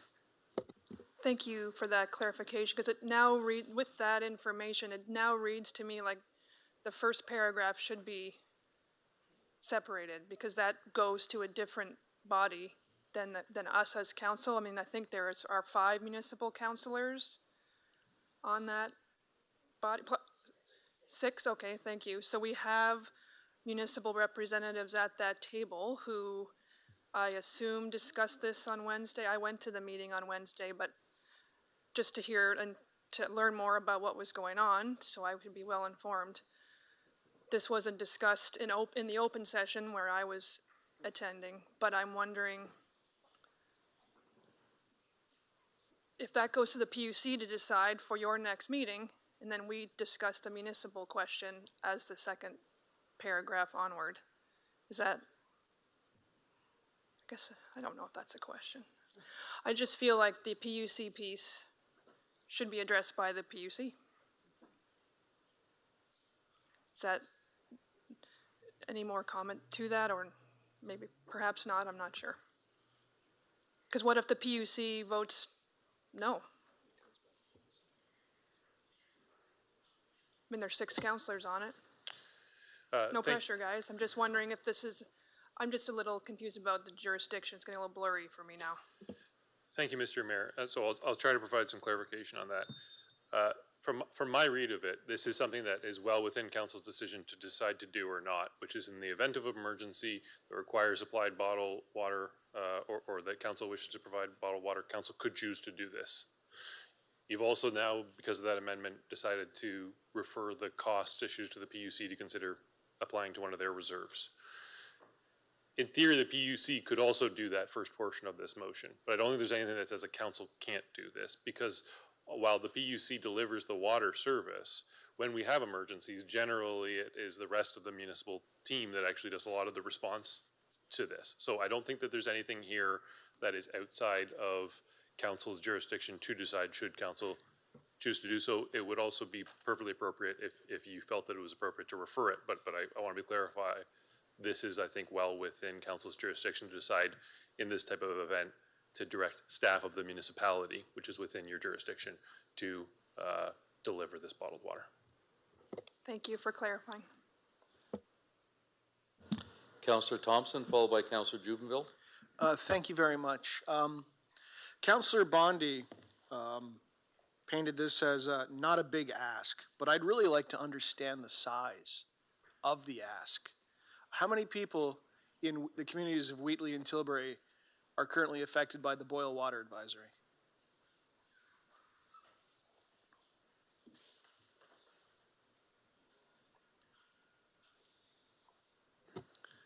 By our records, we show about 8,000 people are on water, municipal water. 8,000 people are on municipal water. So, and, ooh, maybe a question for April then. How many liters of water, drinking water, does a person need in a day?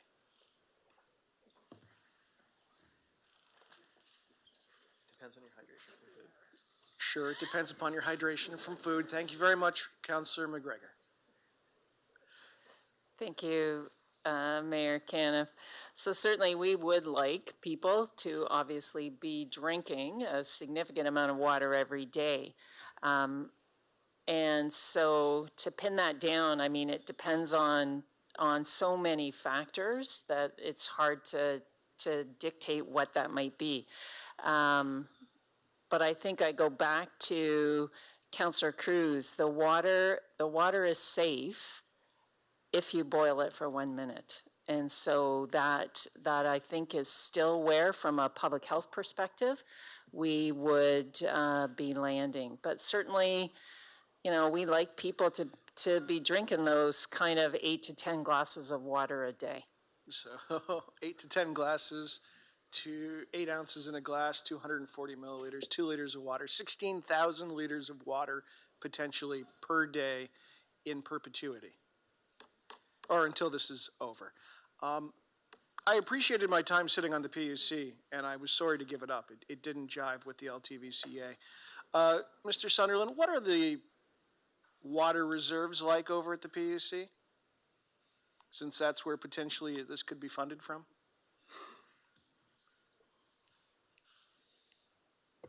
I can probably look to Gord and say they're doing well.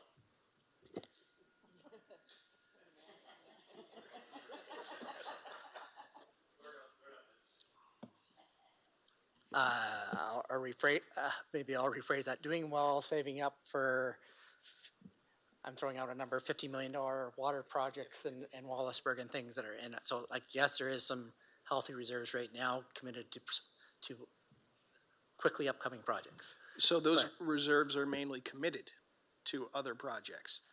I'm asking about the spare pile of cash we've got laying around to pay for this.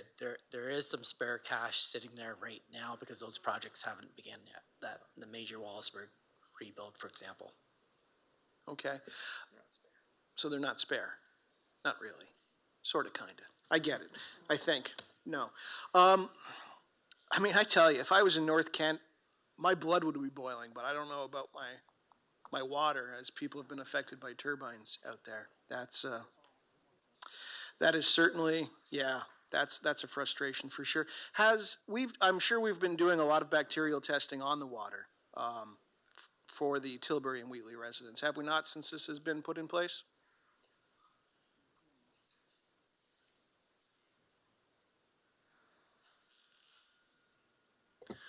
So we've done 2 rounds of bacteriological testing last week, and we did 1 more completed today. And would that be an open session question? Can you tell us how they went? Last week's testing results came back all clear. And we don't have this week's yet? Today's samples went in. We won't have results till Wednesday, possibly Thursday morning. Okay. How many would we need to see in a row before we could lift a boil water advisory? Thank you, Mayor Caniff. From a public health perspective, in order to lift a boil water, we would want to see 2 samples taken at least 24 hours apart, and both of those samples all coming back clear. Okay. So, all right, going back to my other question, is this a big ask? Is this a small ask? What sort of size ask is this? The first paragraph, that is.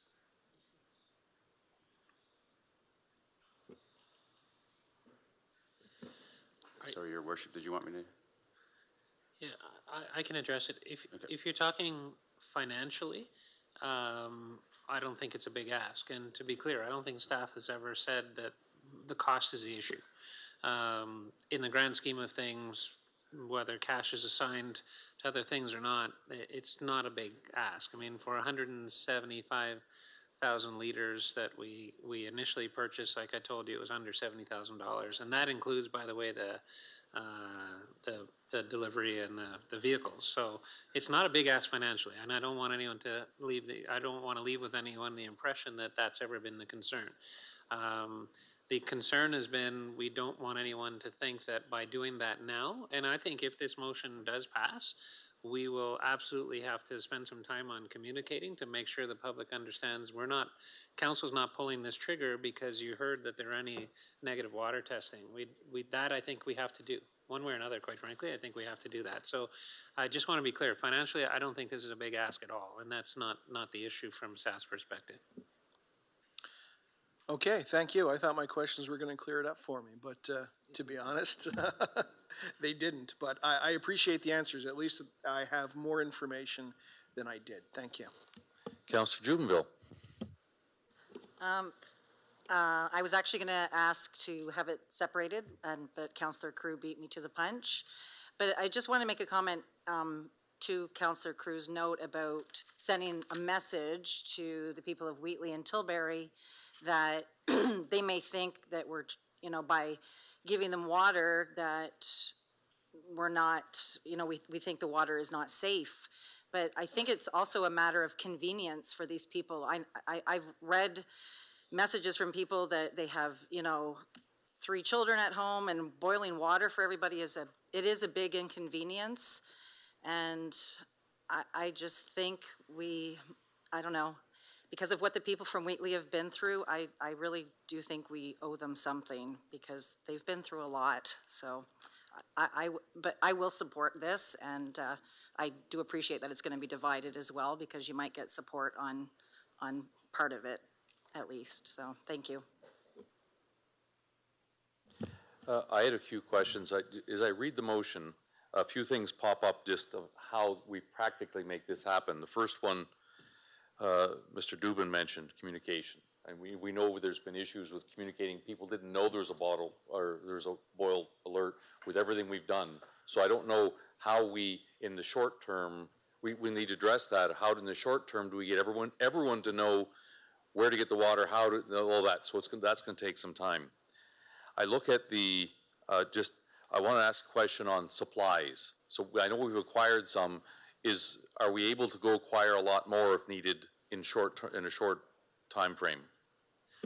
The short answer is yes. Okay, so I look at the timing of it. When I see there, I'm wondering if our media friends are going to walk out here and announce, oh, you got water, and we don't know where it is yet or when it's going to be made available.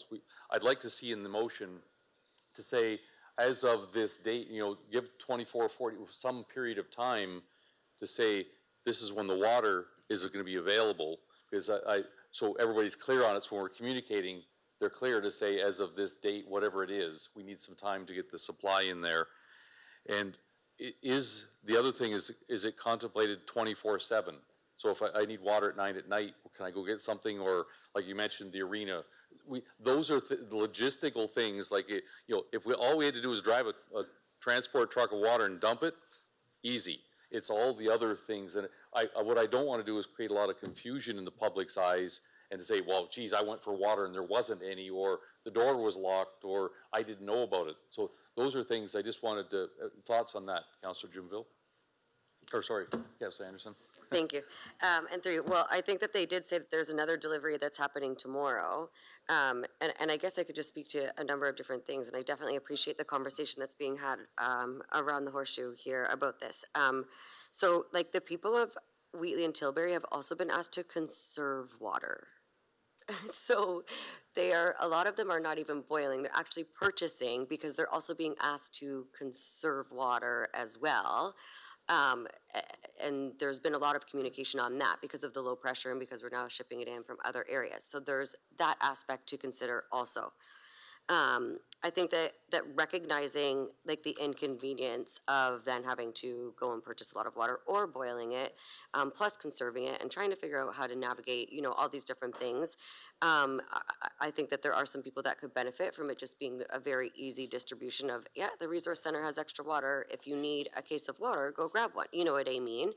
I also think that it's really important to consider that, while there is 8,000 people, many people do not work nor are at home or like work within those specific areas either. A lot of people work in Windsor, they work in Leamington, they work in a different municipality that doesn't have a boil of water advisory. So, I mean, like me working at Leamington Hospital, I'm not bringing water, my bottled water from home. I'm bringing something, I'm bringing my jug and filling it at work with their clean water that I don't have to boil. And I think that a lot of people are generally doing the same thing. So I don't think that it adds up to like all of those thousands of gallons per person per day per whatever. And I think that that's also something to consider. I also think another thing to consider is that not everybody necessarily is going to utilize this show of good faith.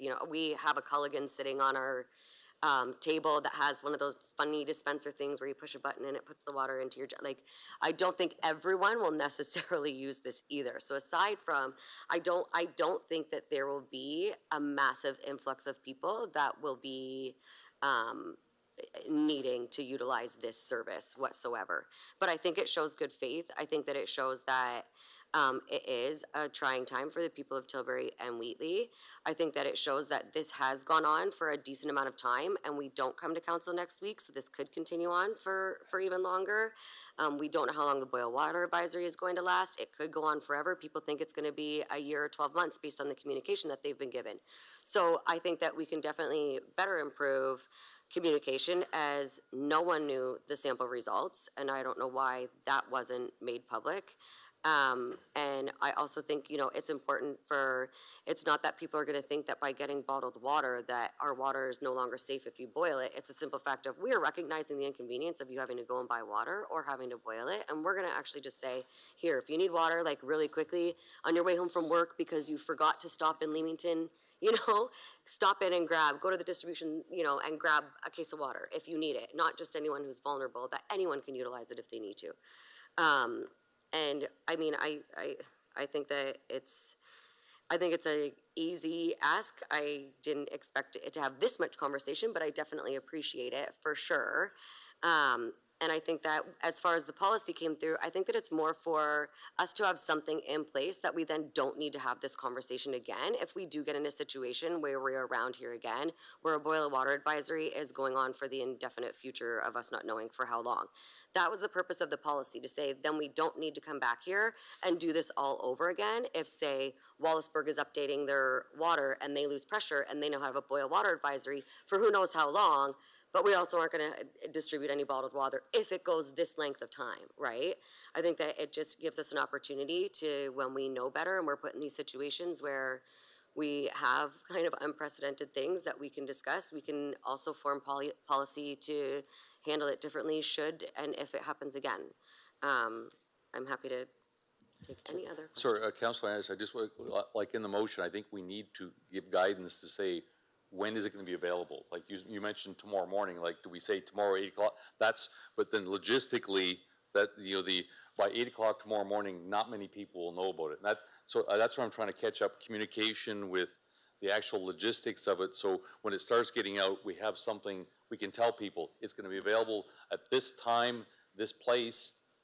Yeah. That's what I'm missing here, and because it's pretty vague, and I just see it's a recipe for a lot of confusion if we just put it out here, and I can only see the next few days we heard about bad communication before, but if we don't even know what we're communicating, it's gonna be even worse. Absolutely, and I can certainly, through you, I can certainly understand that, but that's also, I don't think a question for me. I think that that's probably a question that Michael would better be able to answer. Could I put a friendly amendment in here, just to say, we give an effective date? If the boil water advisory doesn't, if lasts, I'll pull a 72-hour, whatever it is. So we have 72 hours to set up logistics or something, so that we said, there it is, but we know that we got 3 days at least to communicate in that, and I think it sets us up for a lot more success than just putting it out there, yeah, let's just give them water, and not giving the details, but at least we can go there and say, just put a date in there. In fact, so I throw that out there because it meets the compassionate, and like if it's going to go on forever, yes, so we're dealing with that. But if it's going to come off in 72 hours, well, then we don't have to do it anymore, or if it's going to be shortly thereafter or something. Would that be an amendment that you? Yeah, absolutely. I think that that's definitely a friendly amendment. I mean, I think that Michael would be able to say when they would be able to start distributing more water to more people, but then also, I also would like in the policy to say, like, as soon as the boil water advisory is lifted, I think that we should immediately stop distribution of water. Mm-hmm. Yeah, thank you through you, Your Worship. So I guess I'll deal with the second issue first. I mean, the way the motion is worded is it says areas affected by the boil water advisory. If there's no more boil water advisory, then I presume we would stop handing out bottled water at that point in time. So I think that question's answered. Although you're the mover of the motion, but I'm assuming that you're nodding in agreement. So yeah, once the boil water advisory is lifted, then at that point we could stop handing out bottled water. I believe that we can, because as the chief stated earlier, we've already had some discussions. I think that I'm going to say 48 hours, we should be able to start handing water out. What that will do is it'll give us time to communicate when, where, why. I really think the why part is very important. I think we've heard that a few times now. We really want to make sure that people aren't panicking and thinking that, oh, there must have been some negative test, so now they're handing out bottled water. I really like the emphasis on the recognizing the inconvenience to people, especially in Wheatley and everything they've been through. So we need time to do that, because otherwise you will immediately get phone calls from people complaining they don't know where to go, or they showed up and it wasn't ready, that sort of thing. So I would say 48 hours, 48 hours would actually, that does make a lot of sense. It's the middle of the night now, so probably Thursday morning? Would you agree Thursday morning, Bruce and the chief?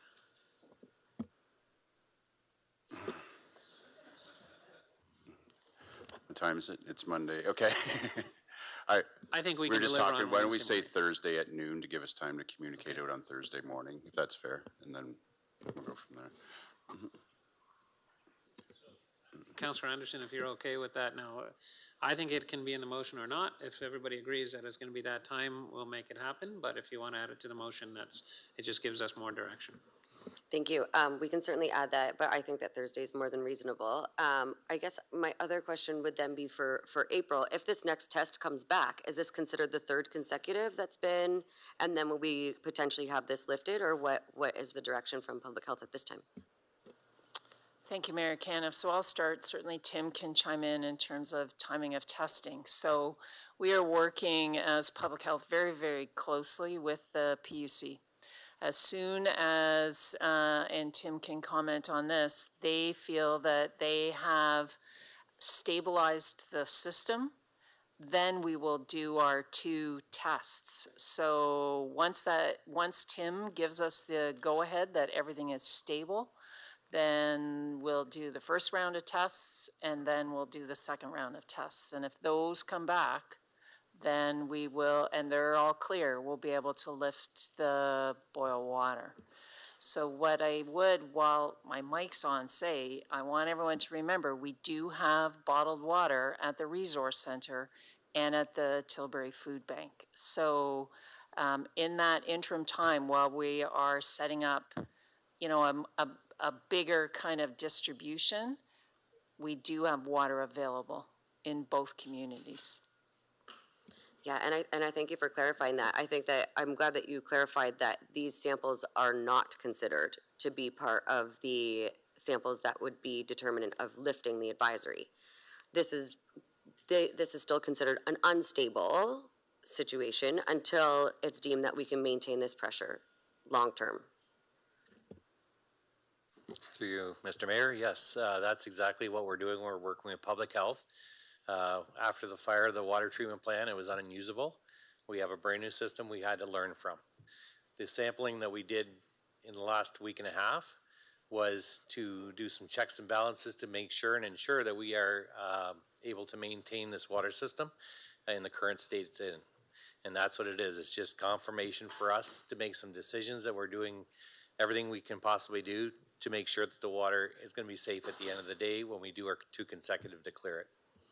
Thank you, and I certainly appreciate that. How much longer before you think that you would consider this stable? I can answer that at that time. We are learning every day. I'll say this, we are learning every day and we're becoming more confident. And things are getting closer. And that's what I'll leave it at. I don't know what the media wants to spin it at, but we're getting closer. Okay? No, and I definitely appreciate that honesty, and I think that the more honest and the more detail that we can provide in this situation, the better, because there is a lot of questions coming through, and I know you and I'm so thankful for our conversations that we've had, candid conversations of the frustrations and things that people are feeling. So I definitely think that the more detail that we can get out to everybody, the better. And I think being truthful and honest and saying we are not confident at this time, which is why we have not done the testing to determine whether we can lift it. So I'm thankful for that, and I definitely appreciate that honesty and transparency. And I think that moving forward, I definitely appreciate your expertise on this, and that you wouldn't move forward with something until you were sure. So I definitely appreciate that. Thank you. The ultimate goal for us is public safety, public health, right? I want to supply the right product. We want to ensure the public is safe, and that's our ultimate goal, is what we're trying to get to. As for communication, there is a website through Let's Talk, right, with all of our information going to it from PUC and Public Health as well.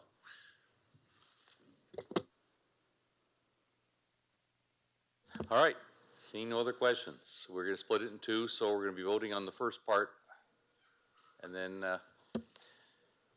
so from there, we'll put it to vote.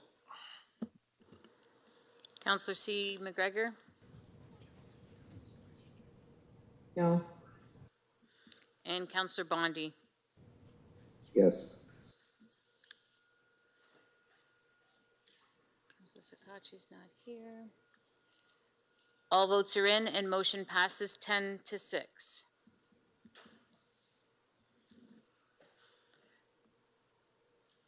And we'll vote in the second part.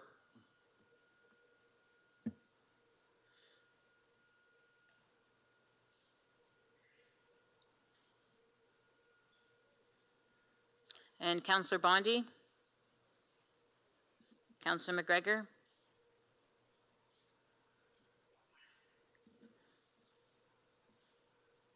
And all votes are in, motion passes 15-1.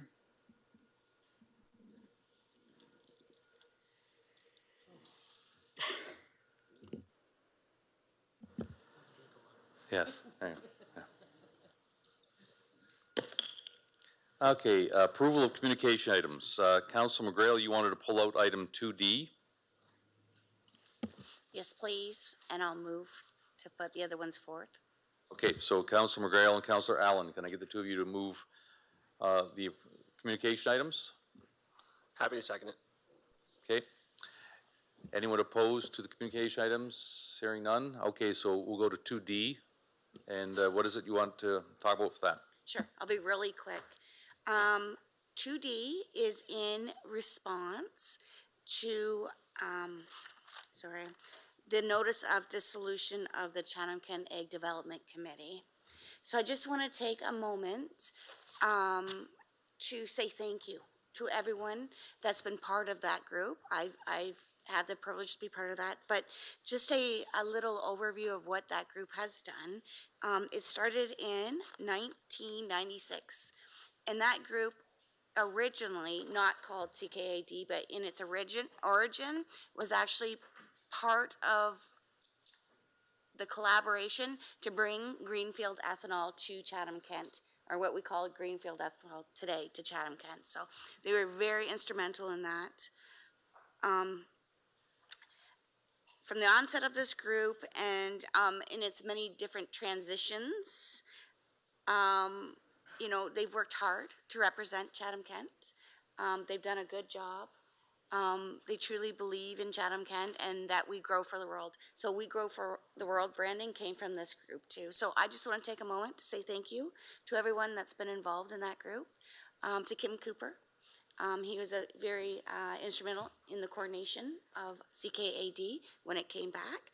And that hopefully in the future, near future, with Councillor Thompson, we can create a new group to move forward in what needs to be done for agriculture in Chatham-Kent. Thank you.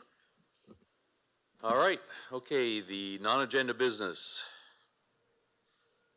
We got, okay, here, I gotta take names here.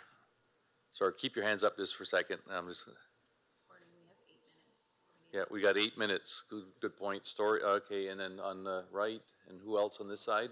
Pinsino. Okay. All right, so we got 5. So we'll start with Councillor B. McGregor, and then Councillor McGrail. Thank you, Mayor Caniff. Just wanted to remind everyone it's National Truth and Reconciliation Week in Chatham-Kent. So thank all councillors and staff and everyone in the audience that wore their orange shirts this evening.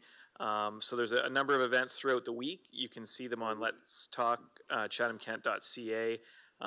Notably tomorrow, there's the TRC walk and flag raising that starts at 11:30 at 495 King Street West and ends here at the Civic Center. And there's a number of other events throughout the week, so I'd encourage you to check those out and participate where and when you can. Thank you. Councillor McGrail, followed by Councillor Story. Thank you, Mayor Caniff. I just want to give a shout out to the grade 10 civics class from Dresden High School. I had the privilege last Friday to join them in a discussion on municipal politics. So I've been trying to get their mug in a shot. So here we go, and cheers to the civics class. Thank you. Councillor Story, followed by Councillor Wright. Just wanted to build on Councillor McGregor's note there. It will be, if you still want orange t-shirts or making pins like the one a few of us are wearing tonight, you can pick them up. The pin making supplies at any Chatham-Kent Library branch. And you can also pick up the pins and shirts at 67 Adelaide Street South at the Indigenous Learning Building there. And on October, so there's that. The next one is October 1st, 1954, the Essex and Kent Scottish regiments were formed, combining the Essex Scottish Regiment and the Kent Regiment. Each history of the regiment has been preserved along with the history of each regiment separately. I think good to note at the end of Legion Week. Thank you very much. Councillor Wright, followed by Councillor Pinsino. Thank you, Mayor Caniff. I'd like to congratulate the Ridge Roadrunner Car Club that was able to raise $30,000 for their first car show on Saturday. For hospice, their 50-50 draw ended up being, for the person that won it, $8,530. They've done a great job for their first time at the event. The other thing is Highgate Fair this Saturday at 12 o'clock. It's 169 years, and the fair lasts for 4 hours. So hope to see you out there. Councillor Pinsino. Thank you, Worship, and I'd like to thank yourself for raising my bid on the pie at Hot Rods for Hospice.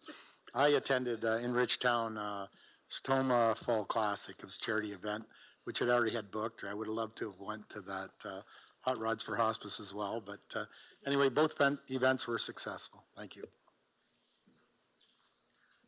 Okay. Reading the bylaws, Councillor Pinsino, Councillor Thompson for the first and second reading. So moved. And seconded. Anyone opposed? Motion carried. Third and final reading, Councillor Hall and Councillor Anderson. So moved. So seconded. Okay, anyone opposed? Motion carried. Then we have resolution of council. And if I can get Councillor Hall to wrap it up for us, that'd be great.